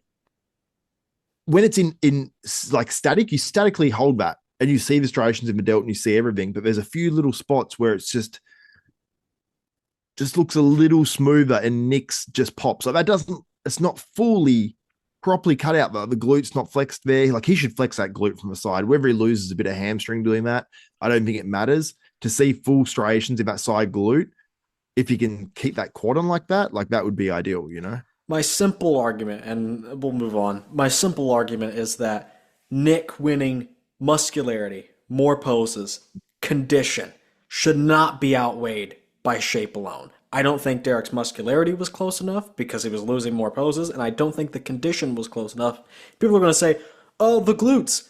Take a look at literally anywhere else on his physique, and Nick had his ass whooped. Those chest and shoulders, off-season compared to what Nick was bringing. Yeah, and when I watched that as well, like the relat spread there, like in motion, Like, I'm like, yeah, I can see why I'd have Nick winning that rear lat as well. Also, no abs and thighs.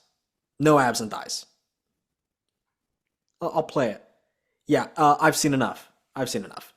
If you Okay. could just breathe that out a little bit more and get that pop, it would look a lot better. But yeah, it he just couldn't sucks. quite do it. It sucks. He should retire. No. Yeah, still one of the top like 3 physiques in the world, regardless. And of yeah, form. this is the thing. Yeah, We're gonna do Olympia predictions really quickly. I'm not predicting Derek ahead. I'm not predicting Nick ahead. Yeah, me neither. But at this particular show, without a doubt in my mind, Nick should have won. Period. Yeah. End of story. The Oracle of Bodybuilding has spoken. Okay. We had a New York Pro. We just had a classic recap. I was really surprised that they didn't flip it. You know what I mean? Like, Yeah. usually they do that. Yeah. Is that Richard Nagy? It Yeah. is. Arnag. It is. It is. Yeah. I just figured out his name today. I want to show you this package of Terrence, though, because you were saying it was maybe better. Or not. Let me pull it up here. I swear, you can't just find something. So this is a fuller package a week or two later. What do you think about this package compared to Pittsburgh? I think it's way better. Do you agree? It's probably going to be more competitive, but I like Pittsburgh more. It's going to be, yeah, it is going to be more competitive just because he's bigger. So yeah. Objectively, probably the better package. Yeah, just the roundness, man, like the fullness. It just, because when he was sort of turning and transitioning from Pittsburgh, yeah, that's crazy. This is definitely better. When he's transitioning, like I think the flatness in his upper body. Yeah, yeah, from male to female. No, when he was like doing his transitions between poses, like you could see the slightness compared to the other guys. But this package, yeah, big fan. And I don't think anything really changes. Jose was still more conditioned. Someone says I love Jose's physique.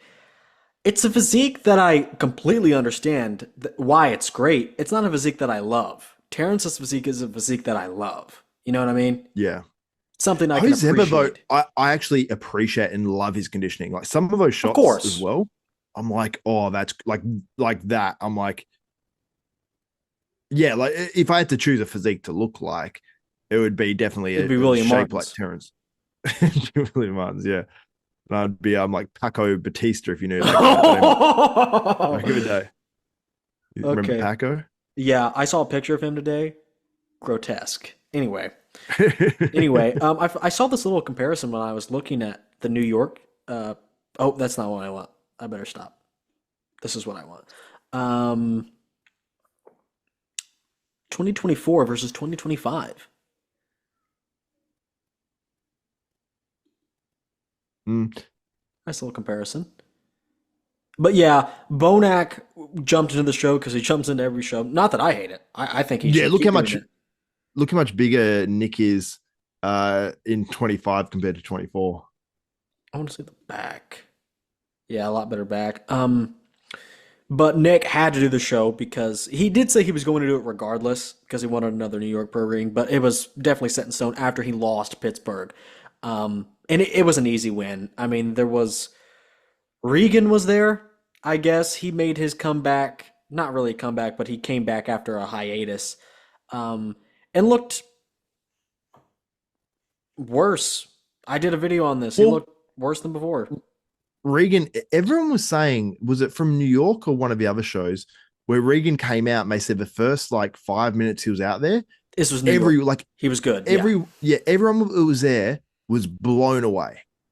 Basically, they said this dude looks incredible. And he looks great there. And Regan is very tall as well. Yeah. But there are areas of his physique where it's there's not enough muscle there. And I think once those comparisons come, and also one other thing that I think disadvantages him, it's a white background. And when you saw his outer quads, then the outside little line bit where the light's hitting it, it like blended into the background. So I think it cut a few of those guys that are lighter color actually short. I forgot Sasan was at the show. Placed third, if I'm not mistaken. I could just look it up. It was not his best version, was it? I think it was probably the weakest of this year. Yeah. But I mean, still, he's like a Bonac, very consistent. Oh, he was actually fifth behind Crizo and Regan. Yeah. Interesting. Yeah, It was a pretty good show. Like when you look down the lineup, it's just that it was so obvious Nick was going to win. Yeah, it was a good show. At least in A tier. We can talk about Crizo now. It's just the back is still not that good. And like this comment sums it up. This was so uncomfortable to watch. It's just still a lot of shaking. The elbows are mixed matched. He's out of line there. You know what I mean? Yeah. Like, bro, come on, man. And he's talked about this. He knows. He's like, yeah, I pose all the time, but then when I get on stage, I just falter. I don't know what happens. He needs a performance coach. Performance coach. He's Joey Belt. No. No, he doesn't actually. He doesn't. And see, like even the back, even with better posing, back. But no, with better posing, that would be so much different. Like he needs that is pretty bad. I gotta be honest. He's here. He needs to go from there to like there. It's such a big difference. Yeah, it like is it would make bad. and the elbows are out of line. He needs to just like do it blindly and take photos. But okay, I need to feel like my left elbow is up higher than my right one. Because some people do that. Like I know people when I've taught them posing, like they'll do a front relaxed and one elbow is way higher than the other one. I'm like, you got to pull that down. And then just like they'd keep going back to it. And you're just like, you have to feel like it's lower. And then it looks even. So it's like he has to do that shit. But he's just, I don't know how he's practicing so much and just can't. Like, does he get nervous? I guess so. I don't know. I'm very disappointed. Kennedy was at the show. Ken Colossus. Pretty good pro debut. Boy. Either of his packages would have beaten Carlos Thomas Jr. I agree. Pretty good. See, but like he's got a few little things, like the way he's holding his quads. When he actually transitioned, they look harder for that like brief second. So I think he can, it's just more experience as a pro. Like there's areas his physique he still needs to be a little bit harder in, but then he's got other areas like you see his hammies and glutes are still, they're in, but he just needs that little bit more. Very good pro debut. Take time. This is a very solid, like nothing is like overly missing, nothing's like overly weak. He certainly has things to work on, of course, but cool physique too. Cool physique. Like I think like it's going to get better and better when he adds more muscle. Right. This is a very promising physique. I mean, not a very sixth place out of the top 5, but still, I mean, what else are you going to do in this lineup? That's pretty much as good as it's going to get for a new pro. He was just behind Sass. See, look how he's holding his quads. As soon as he steps on them, they look much more separated. Like when he walks out there, I'm like, he's shredded. And then I see him go through a few poses. Amazing project debut. Project debut. New channel. Hold on. Say that again. Because I'm Project Bodybuilding. Okay.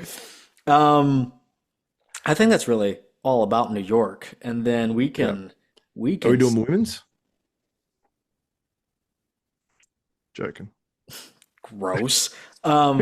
We can skip right past whatever the hell Cali was. And are there videos? I don't even think there are videos. Are we skipping Cali? What videos are there for me to talk about? They had a stream, but it was like, oh, here we go. Regan won. Sass was second. That was it, pretty much. Let's take a look at the results. You are so harsh on this show. Cali Pro is the worst show of the season, year in and year out. Yeah, it's not. It's not that. It's not. Oh, Bruno Santos was here. Yeah. Leandro Perez. He's pretty good. Leandro's pretty good. It was a close battle between the Brazilians. 2 points. That's so hot. Tied at finals. Yeah.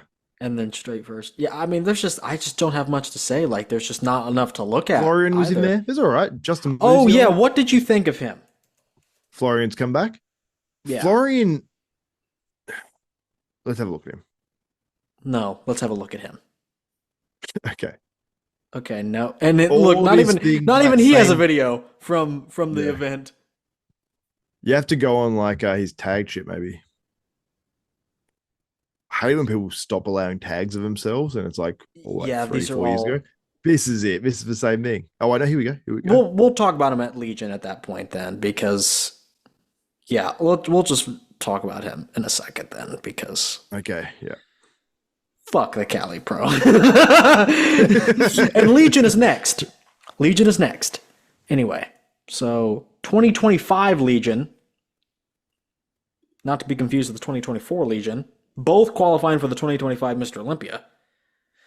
This show, pretty good. You just can't talk about it because of certain things. We can start with everyone's. No, I saw people stream this show, man. No issue. Like, what the hell? If I did that, it would be all over. Did Ron Harris stream this one? Or someone else's stream? He gets away with everything. We could talk about. man. Okay, here's a video of Blessing, and I'm just gonna use like what you see here is what you got on stage, so it really doesn't make any difference what I use. Like he said he was going to compete a couple times this year, and he said, "All right, here's my physique update, and going to be and I'm a few days out," and I'm like, "What?" What? Because I'm like, there's no way. Not only did you really not make any progress, but you were small and soft. It's like, I think it's more of a softness being the issue. you know what? You make me soft. Thank you. All right. Are there some good videos? Maybe. When I hear Legion and people start to say it like a bit different, I just hear lesion. Like some kind of Lesion. or something. Yeah, that's hot. Okay. We're getting somewhere. Maybe not, Yeah, maybe not. bro. Okay. Okay. No Blessing though, but yeah, I wouldn't have taken a video, Bruno. let alone posted it either. What's your advice for Blessing? Retire? I think he just needs to do something to bring his quads up and just give himself more time to cut, you know?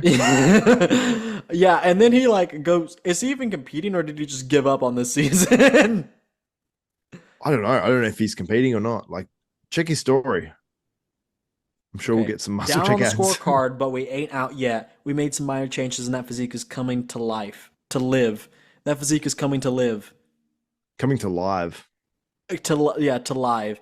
In keeping descent condition. Someone says, I am still not impressed. That's so harsh. I love how those comments come up at the top of yours. I feel like the Instagram algorithm feeds you the crazy negative shit. Mine is like always like the comments like, looking great, man. Bro. He's fat as fuck. Bro. Not really. Bro is huge. And not in a good way. Bro is on my 600-pound life. Man. Okay. That's all. That's enough of that.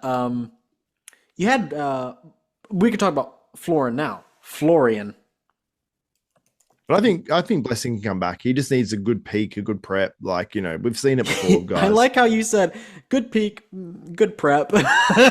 he needs maybe consider training. I didn't say that. Florian's pretty good. I was surprised. You know, he's with classic open, and then he finally comes back to open. I think this is a pretty solid physique. It needs big. I think the reason he bigger. can't do classic is because his head is enormous. Yeah. Because think about it, like this guy is a huge guy and his head looks He's thick. proportionate or bigger than his body, you know? It's got to work on the back as well. Yeah, the posing as well. I hate guys outside of I hate C-bum guys. with their outside of C-bum with their elbows down on that back double bicep. Like he needs to polish his posing up just a little bit in those regards. It's not bad. Needs to polish the But he stick. just needs to look confident, like, you know, on stage. He doesn't look confident in his face. Like he needs to. He has a it's like- double chin, even He has. though he has a he's double chin. shredded. Yeah, Don't to me do it looks growth, like kids. It looks like he's holding too much fluid over his whole. Yeah, oh physique. yeah, over his whole physique. Yeah. Okay. Well, then we have Like he's got the lines, like he's got the striations, but there's like a layer over it. or something. Bruno. I And think Bruno does Bruno's, not have that layer. You know, I think Bruno's Bruno's dry. a good bodybuilder. I agree. He's competing this weekend, I believe. Actually, Yes, he Is is. he? Yes, he is. I believe that is the case. I thought so. Yeah. I think he's pretty complete. Bruno. He needs to be like bigger overall, you know, especially I think he's slightly taller, slightly. So he needs like just more muscle on the frame, but he kind of has a good mix of everything. Yeah. Did He's you a tall see how guy, right? round the glutes were? What was up with that? How round they were? Hold on. Hold on. He's Brazilian, bro. Okay. He's Brazilian. No. Okay, look how rounded off they are here. Like, you see how Yeah. round they are? Yeah. Yeah, it's Brazil's genetics, man. But it's not just for girls, it's for guys. Okay, hold on. And then, like, look, he's flexing back. He's got the hamstring, the foot back. Why is the ass still so bulbous? Because he's got that badonk. What do You know want what I me to mean? tell Like, ya? it's shredded. I'm not saying it's soft, but it's still so round. It's still 3D. He has a 3D ass. I bet you he's got like a sister that just has like, it takes photos and they're just like, "Whoop." Man, Bruno, please send us your Or- sister immediately for scientific inspection. a relative, you know? Yeah, please send us a relative immediately. Okay. Please send us a relative. All I right. apologize for Dylan for Project For my Bodybuilding. I apologize for my colleague here. And then we had a surprise second place finish by Patrick Moore. So he was like 6th or 7th at his last show, which was like the last Legion. And then he shows up. His last show was a week prior, bro. Cali? Yeah, he did Cali and was like out of the top 10 or something. Yeah, you're right. Go back and check that. Go back and check that. Or it was like 10th or something like that.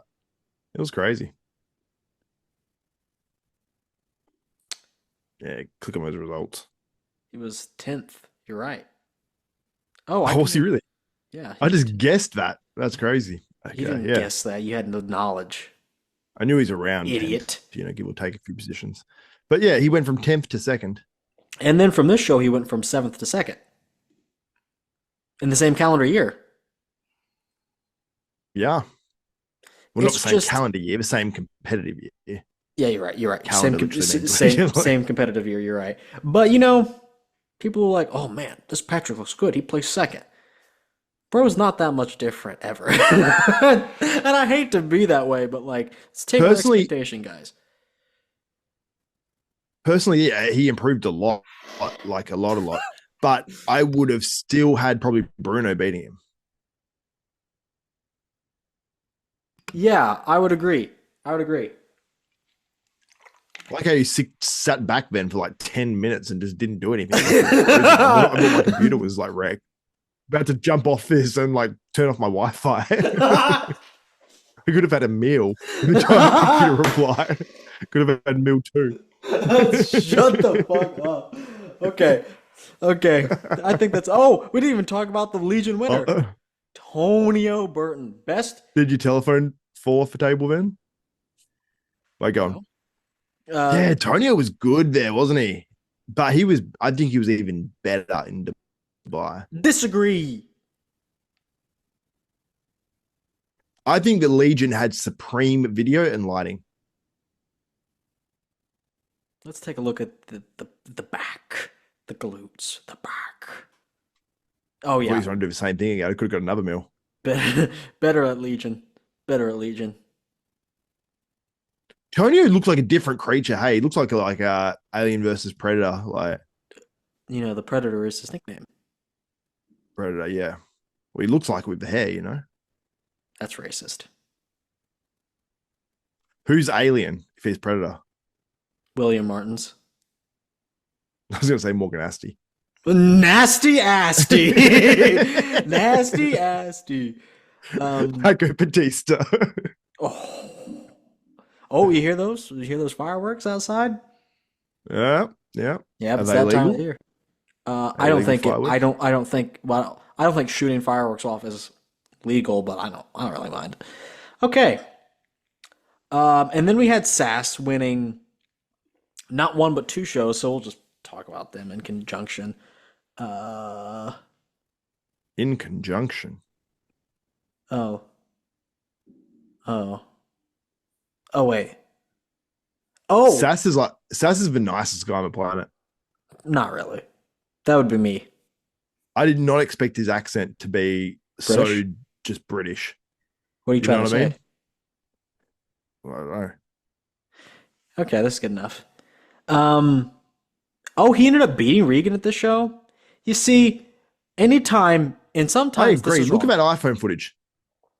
He was so much crisper. I agree with it. Okay, but look, I could have made this decision without looking at the footage. You know why? Because Regan beat him in Cali. They rematched. A lot of the time, it's going to Look flip. at that though. That side chest was so Wouldn't have like, mattered. Wouldn't have mattered. It was Sass's time to win. was it the right decision though? Was it the right decision?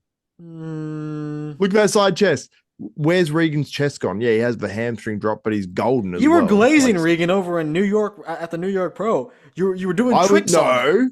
I was You were- saying people were glazing Regan. I said he looked really good when he came out, and I was defending his out of sweep because I felt like it was a little harsh with the lighting. But yeah, Outer look at that. sweep Like sucks. look at Sass. Look at the pop there compared to Regan. Like Regan has the Yeah, the this is probably structure and well. shape Is it and the a lot of correct size, decision? Who's going to win those back poses? yeah, Regan will win the back poses, but Sass, I think, was smoking him in the other ones. This is what he did so far, and this is his pro win. So he competed, and he competed additional time, which we're about to get to. He He won competed 2 shows. Dubai, FIBO, New York, Cali, and then Toronto, and then the Empro Classic. That's pretty nice. He got 2 firsts, 3 seconds, and a 5th. That is a great, like, because he came back last year, but this was his real comeback, you know. Yeah, yeah. It was just dipping the toes in last year. Yeah. I'm about to say something though. I think I would have had Angel over Sass. I've heard people say that. Yeah. At the I still Empro would have had Classic. We're on the Sass. we're on the Empro Classic now, people. What do you think about if you were Sass, would you do the Olympia this year? Why wouldn't I? Exactly. Well, Sean Ray and Bob Ciccarello said, or at least Sean Ray said that. He was saying that Sass about shouldn't do Regan, it. right? No, he said about Sass too. Bro, those are just, people are like, you're too negative, blah, blah, blah, blah, blah. I don't really think so because, like, real negativity just looks like that. When you're blinded by your own notions and just look utterly retarded. Yeah, I qualified for the Olympia not once but twice, but now Sean Ray and Bob Ciccarello, two has-beens, are telling me that I shouldn't compete? Brother, Yeah. shut the fuck up And the and thing get is, back like, to the he's like, nursing oh, home.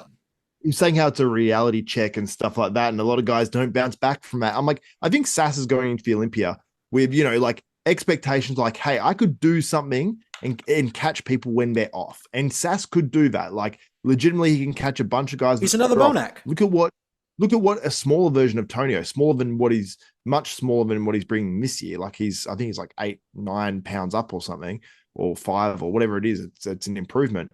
Tonio placed 8th in the Olympia. I think Sass would be stoked with an 8th if he could achieve something like that, or if there's a potential for it, because guys drop out, guys coming off. So you get some of those guys that would place 7th or whatever. Like when Ian did the Olympia after placing 7th twice and got like 11th or 12th or whatever it was. It's like that can happen, So you get a couple guys drop out, couple guys fall. Like I might predict Sass in 12th place at the Olympia or 13th place, but he could easily jump like 5-6 places depending on how the people come in or Absolutely. miss out. Absolutely. And like I was saying, I'm certainly a harsh critic. And a lot of the times I say these things in jest. I say these things as a little bit of a rage bait type of thing. But I think those people over there, they actually believe it. Like, I think they're just dumb. They're just haters. Like, and I don't even know really why either. Like, they both still have prominent roles in the industry. Sean Ray has nothing left to prove. I mean, he could have been Mr. Olympia. Some people are still arguing that on his behalf to this day. Bob Ciccarello is the voice of he's the voice of bodybuilding. He's the voice of the Mr. Olympia. Why And it just baffles me how these guys maintain employment from the Mr. Olympia brand. Yeah, it's interesting. I mean, okay, so with Bob Chick, to be honest, I don't mind Sean and Bob's views on some things, and I'm agreeing. Like, I'll be listening to their podcast, agreeing on like lots of points, and then I'm like, you've had like a 10-minute like meltdown on why Regan shouldn't compete in the Olympia. It's like, I get saying like, if I was him, I'd skip it just because like I'd be more focused on trying to get to the top. But hey, that might not be Regan's. Regan might be okay.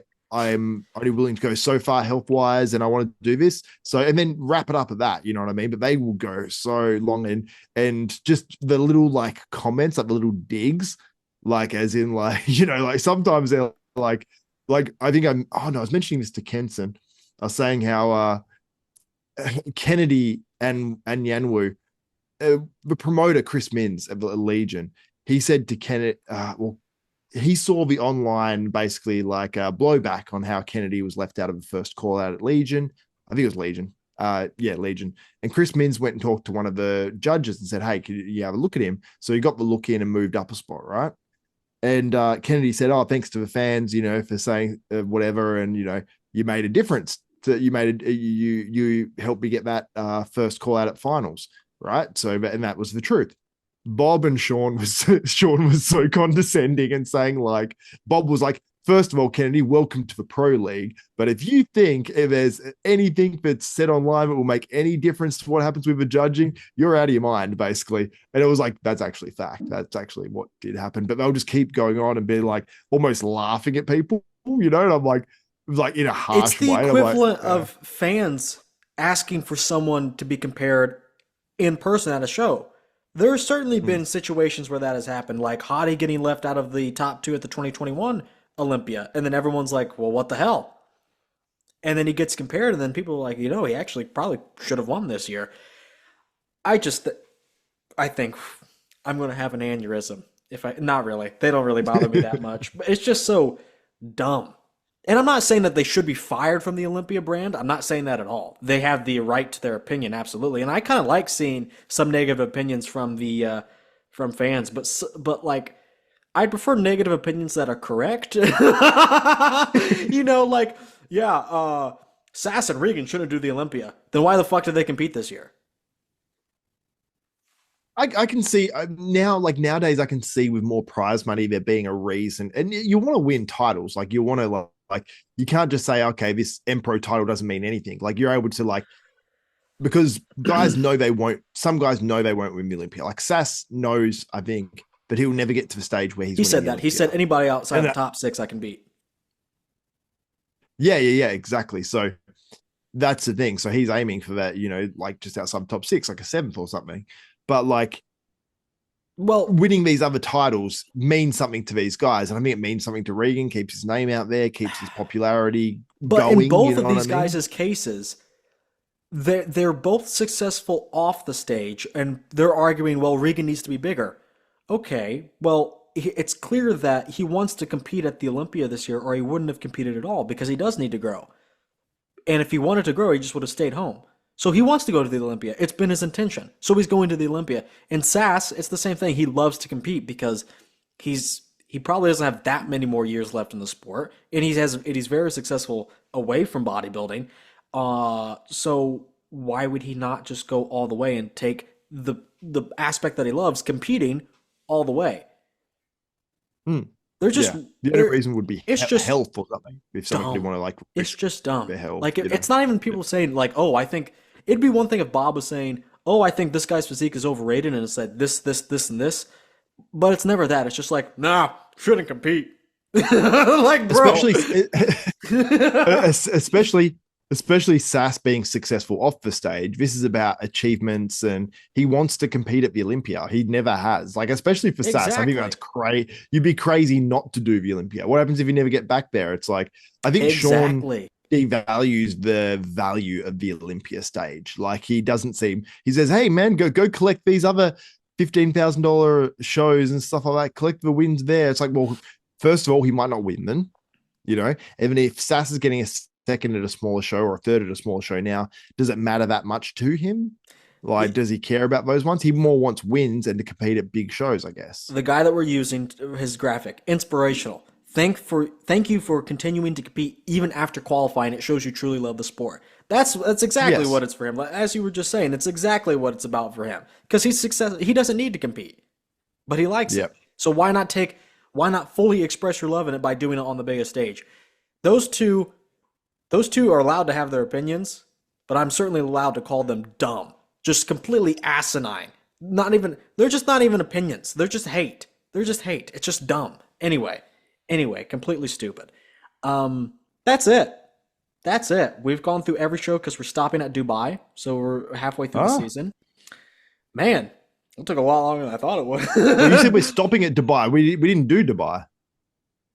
We're stopping at Dubai. Okay, so Dubai is in the next one. Yeah. Yep. Okay. So let me pull up the Olympia qualified athletes. So we're doing our early predictions. What are we doing? Top 5? Nah. Let's rank Top 10. every single guy in order with probabilities. I need a percentage from you if you can work that out. Let's go to my Google Slides. I actually want to do that where I give a percentage of what chance I think people have of being in the top 5, in the top 6, in the top 10 and stuff like that. I want to go through it and really like divvy out the percentage of like, I suppose percentage of being in the top 6 is hard to work out statistically, but I suppose you can work it out though. We will work it out. What was this for? His and hers predictions. This is You for asshole. this is for Pittsburgh. And we'll just cut those names out. Okay. Let's do top 10. Why not? Yep. Let's do it. Fido in First, second. Samson Dowder. What You the can't fuck? copy me. Do you want to go first to second or first to 10th or I'll go first attempt. Yeah. First, Samson Dowder. okay. Second. Now, please don't spell it like that. Please don't spell it like that. Thank you. Second, if Hardy makes it, my prediction is Hardy won't make it. My For prediction starters. is also Hottie won't make it. But are we putting him in? Yeah. Yeah, okay. Hardy Chupin. Then Derek Lunsford. Okay. Nick Vocker. Thanks. Okay. Then I need to look at the list just to be sure. Okay. you know. Okay. Hey, you may want to put Cheng Long Shin Smart man. in there. He shouldn't be going. Hot take. We're not putting Barus in there, are we? Because I think there's like There's no 0% he gets chance. there. Yeah. Yeah. Okay. Where are you gonna put him? 5th? You retarded? No, well, I'm not, but I'm just thinking for top 10. So probably Andrew or Martin here because we're not going to have Hunter. Well, this these are year. just loose. These are just loose. So Okay. I'm not Put holding in- you too closely on your ranking. Put in. Oh shit, man. Put in Andrew. So I think Andrew is going to have a bigger gap between that Texas. So Texas to the Olympia doesn't normally work. I'll go Martin in 6th. No Hunter. I really miss that. I really miss him occupying that 6th place kind of territory. I feel sarcasm in your voice. No, I like Can we Hunter. look back at the list? Don't forget. Did you already put Nick? Yeah, you did. We've Oh, got Curry and you're forgetting the Good Vito. name. You're forgetting the name. Why is he not in your top 3? Wait, so we've got Good Vito.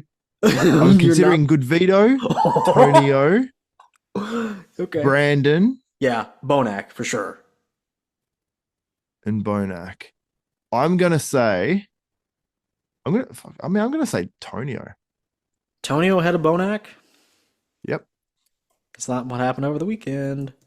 2 I know. weekends ago. And I thought Tonio should have been.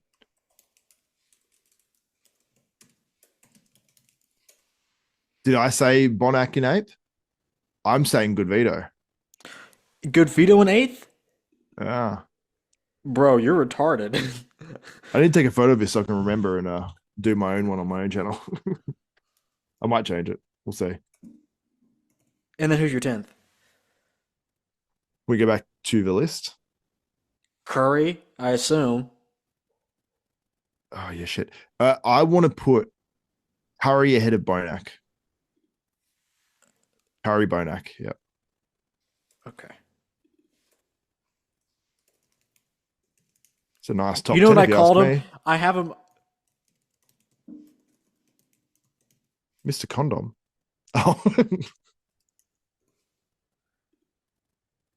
that is harsh. That's what I called him in a video that's coming out soon. You ass. Okay. This isn't bad on the surface. I agree with spot number 1. I'm going to disagree on spot number 2. You're on Derek. I am going Derek. I D-Dog.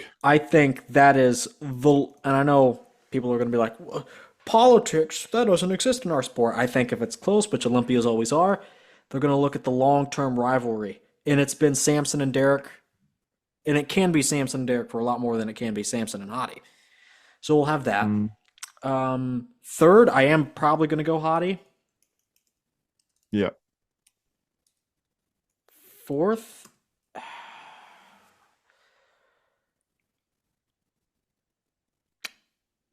I guess I'm just gonna. We're still kind of. This is very loose. We're 14 weeks out, so we're just kind of getting ranges down here. I'm gonna put. Oh. If Martin, I gotta hop off his train. If he shows up, he can't do third in a row like he has been. Then I'm off the train. Either Yeah. I think the reason I put him and Nick together though is because I think they're going to be pretty close. You got to remember at the Olympia, Martin had nothing to lose, so the pressure wasn't really on. You know what I mean? Yeah. So I think that he came in, he got a good call out, and then his confidence was just up. If Martin misses out on the first call out, I think that confidence dives. And then it gets even worse, and then he places 9th. I hope not. That's something that could happen to Martin. He could be in 4th. He could be 4th to 9th. He could be 4th to 14th. Then I gotta put Curry in there somewhere. I think I'm gonna put Bonac in 7th again. Billiam Bonac. Well, I don't like. I don't. I think that Bonac will beat one of those 3 guys that I put ahead of him, like Tonio, Goodvino, Curry. Like he'll at least beat one of them. But I just I'm don't not know too who. confident Brandon can repeat what he did at the Arnold. If he did, I'd love to see it. If he did, he's probably top 6. And by top 6, I mean like 6th. But he could beat like Martin. I could see a world where he can beat Martin. Maybe. If Martin misses I'm it, not you know too what I mean? convinced on. I'm doing this matchup pretty soon. Brett versus Tonio. Because of the 2 Legion winners. Brett Wilkin, man. Brett Brett versus could Tonio? definitely be in that top 10. I said Brett top 10 earlier. Who am I missing? I get like 2 like freebies here. I think I'll have Brett in like 11th. 2 like freebies. 2 freebies. It's a stacked Olympia. Is Raf doing it? When did he qualify? Actually, no, he had issues today. He's going to be even smaller. He had issues today? He had issues. He had issues this offseason. He had issues today. He called me up and he was like, "Oh man, I'm having some terrible stomach issues today." Yeah, I don't think he's placed top 10 when he's smaller. And then I'll put like Akeem. So who are you leaving out there? You leaving out Tonio? I'll put Tonio. But Brandao beat Tonio. Yeah, no, but this is a different Tonio this year. This is a different Brandao. No, Brandao had issues today. Yeah, but he did have, like digestion issues that like ruined his off season. And I posted a story. It was him like kind of recent, and I was like, yeah. So he's 19 weeks out, 130 kilograms. What is that in pounds? That's a lot. Is it? Times it by 2.2. Yeah, it's very heavy. Yeah, no shit. It's up near 300. It's not It's 300, but it's like 290. 286. Oh, you're not far off 290. So. I don't know though. Do you think he's going to be growing into his prep? I'm sure there's an element of this. Yeah, that can happen. He looks pretty good there. I mean, I could have him top 10, but I don't. Yeah, but that's hard for me because I'm like, it's so hard. It's gonna be a stacked top 12. I'll do it. I'll do Tonio, Rafa. I think that's okay. Yep. And I think these kind of go by. I'll break them up into groups. Here are my groups. Do you know what? I think Hardy doesn't get there, and then Brett Wilkins slides into that top 10, followed by Rafa. Those are my. I can groups. see like a Rafa pulling out. Yeah, I know what you mean. Yeah. I can definitely see a Bill Bonac and Brandon Curry being compared again, and then having like Tonio and Rafa in that call out just on the outside. I can see that shit. Yeah, that looks. Yeah, yours looks pretty good. I've got to say. They don't call me the Oracle for nothing. It's so funny how Andrew Jacked is on his own island sometimes, feels like. Because like He's on 5th place island. Or 6th place, depending who it's shows up. hey, and that's his own. He's the master of his own destiny. Should we do a prediction show and predict who's going to pull out before the Olympia? Number 1, Nick Walker. Like if you're doing predictions, like I'd love to know the odds of who would Number pull 1, out. Like, does Hottie not getting here count? yeah, Then okay, then number 1. Number Number 1, is 90% Beirut. sure he doesn't make Number it. 2, Hottie. Number 3.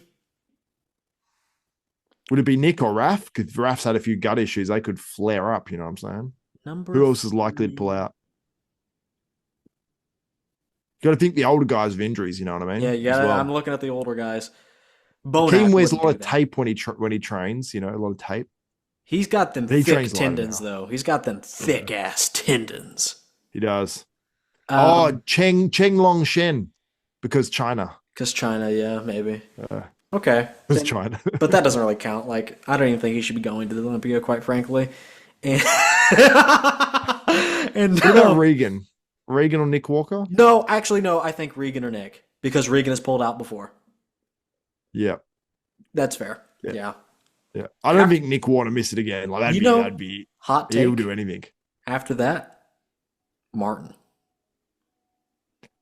You know what I was gonna say, man? I don't know why. Sometimes he gets a little emotional. Maybe sometimes he's like he doesn't want to show up bad again. That would be three strikes, you're out. Or maybe it is Brett because like the stomach issues that you talked about, Brett or Rafa. But Martin, I have a bad feeling something's gonna happen. Like when like Rolly had a motorbike accident, Tonio had a motorbike accident. I hope someone doesn't have a motorbike accident. Tonio rides motorbikes though.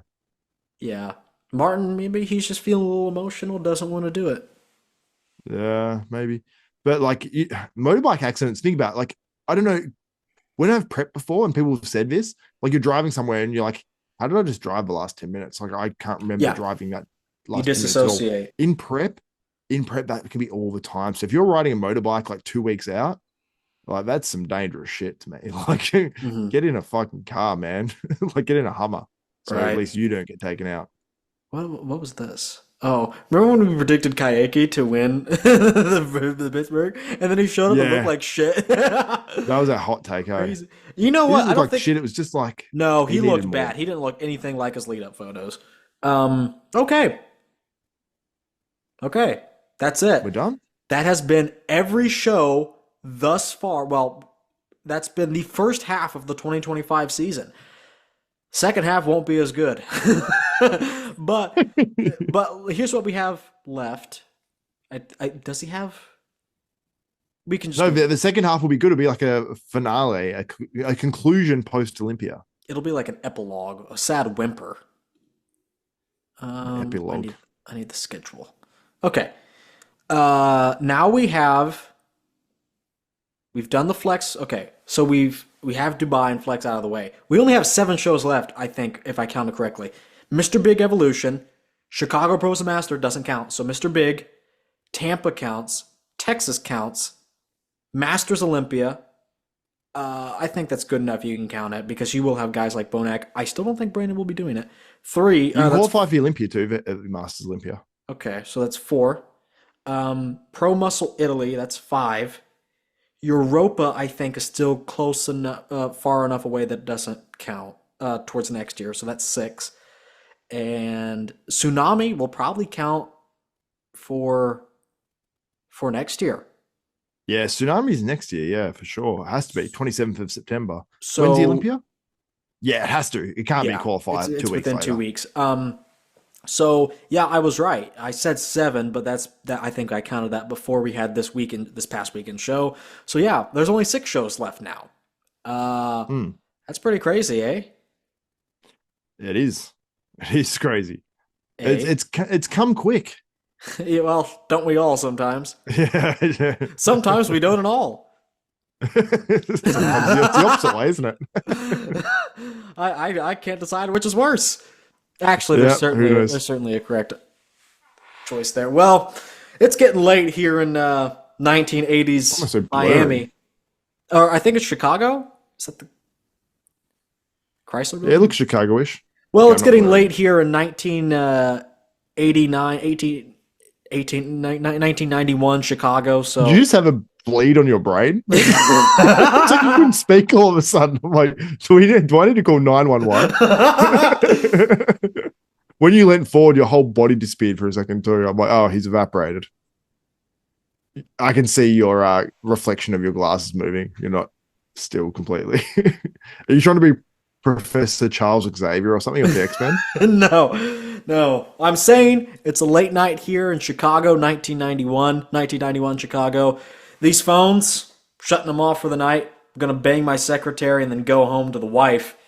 See what's Nice. going on there. Yeah, But yeah, any further thoughts? We have to talk about the series that's coming up. We have to talk about it. We have to. Yeah, okay, we'll talk about that. Okay, I don't even Someone's have. calling. Dylan, someone's calling? Your phone. That's your phone, isn't it? No, I'm on the calculator. I'm joking. I'm fucking with you because you got the phones in the background. Yeah, let me pick it up real quick. Oh. I was gonna make a joke. I can't make it. It was about Ronnie. Also, Ronnie, I hope Ronnie's all right. Yeah, blood infection is quite a serious thing, though. A what infection? A butt infection? Yeah, an ass infection. It fell off. It fell off in the operating room. Oh, did you say blood? Okay, what, Yeah. is it a butt infection? I'm like, are you joking or not? Okay, I can't tell. Okay. Xavier and I have the series going on. Actually, all of your bodybuilding channels are invited. You have to invite John, by the way. Yeah, John Livia? Yeah, go ahead and invite I'll him. invite him. I will. We're doing the series. I don't have. You look like you're about to pull out an invite. You look like you're about to be like, here it is. I don't have any promotional material ready. Big announcement. I have decided to finally do a top 20 physiques of all time on my channel. And the way we're going to do this, we're going to go decade by decade.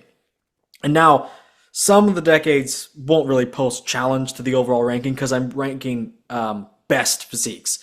Arnold will not be on the list. I can tell you right now. I haven't made the list yet, but Arnold won't be on there because it's not about the greatest in terms of legacy. It's about. I thought we were taking what I thought we were doing. You're such a fucking idiot. I thought we were taking the top physiques from each decade and then putting them all head to head.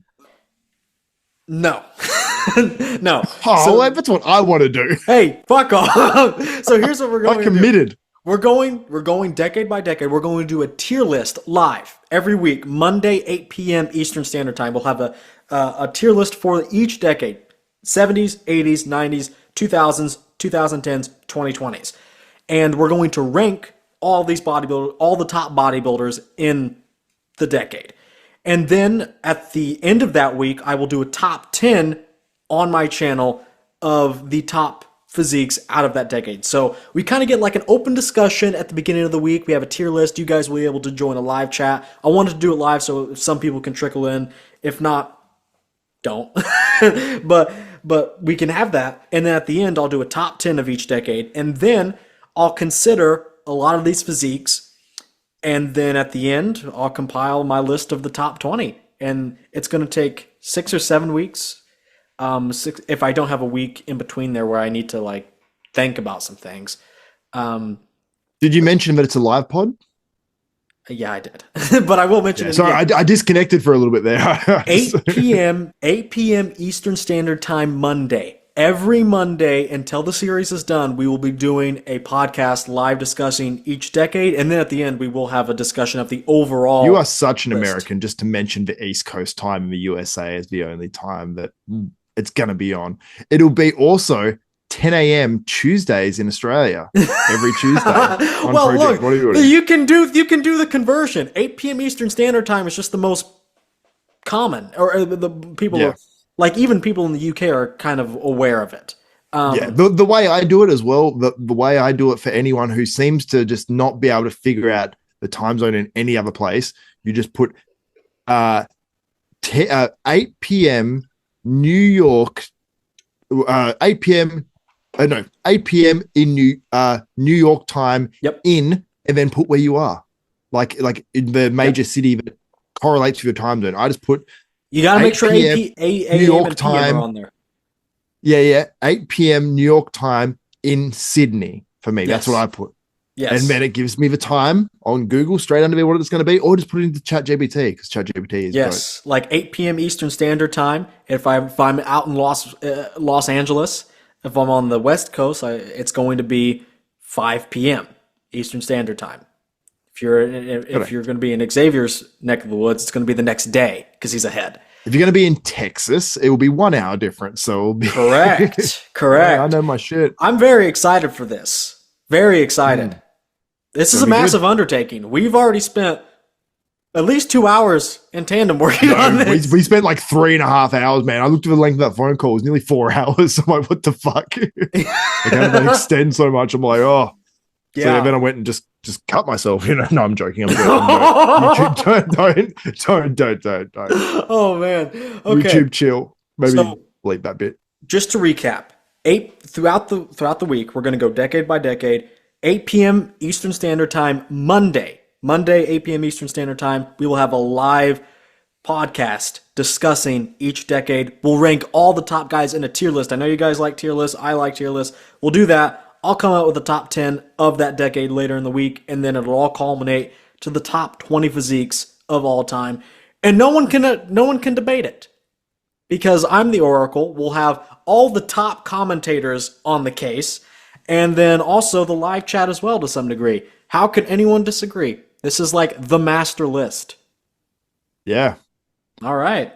So yeah, I added nothing to that, but yeah, tune in. that starts next Monday. You guys will see this on time, so you'll see The next coming Monday. So the next next Monday coming you know Monday. of, it'll be that. Unless Monday. there's already been one and you're listening to this late. You know No, what I'm it's Tuesday today, so it can't be. Next Monday, the 7th, is when we start. saying? Next Monday, the 7th, 8 p.m. Eastern Standard Time. Can't wait to see you there. But yeah, that's it. That's our announcement. Check out Desktop Bodybuilding. Uh, IFBA.org. all right. Yeah, check out those things. Subscribe to all of his channels as well. He certainly needs it. Super chat us. I'll give him a portion of whatever comes in. I don't need a portion. After YouTube takes like its 60% cut or whatever. It takes 40% of the super chats, which That's blew my crazy. mind. That is crazy. Yeah, I mean, I didn't then realize I think, because I take 40% of all revenue, so it's like, but then I think, like I wouldn't be able to do anything without them. Like they built the entire infrastructure from the ground up. So I'm a little less salty Exactly. about that. yeah, it's just the super chats I wish were like 20/80, and then the other ones were 60/40. I think that's a little bit more for because super chats are personal. I can't really decide about who gets ads. I mean, I have some say over the broad spectrum, but not all. So yeah, and I think it's decent we get 60. all right. Well, that's going to do it for this episode of the podcast. Thanks for Xavier. Thanks to Xavier for coming on today. Coming on, whichever he does. Yep. No one's Pulling out, sure. whatever you want. I suppose it's coming on, isn't it? Head over to IFBB AMA. Check out his podcast over there. Check out Desktop Bodybuilding, of course. Starting to post again, which is great. Make sure you hit the like button on this video. See you next Monday, the 7th, 8 p.m. Eastern Standard Time. And like this video, subscribe for more, and I will see you all in the next video.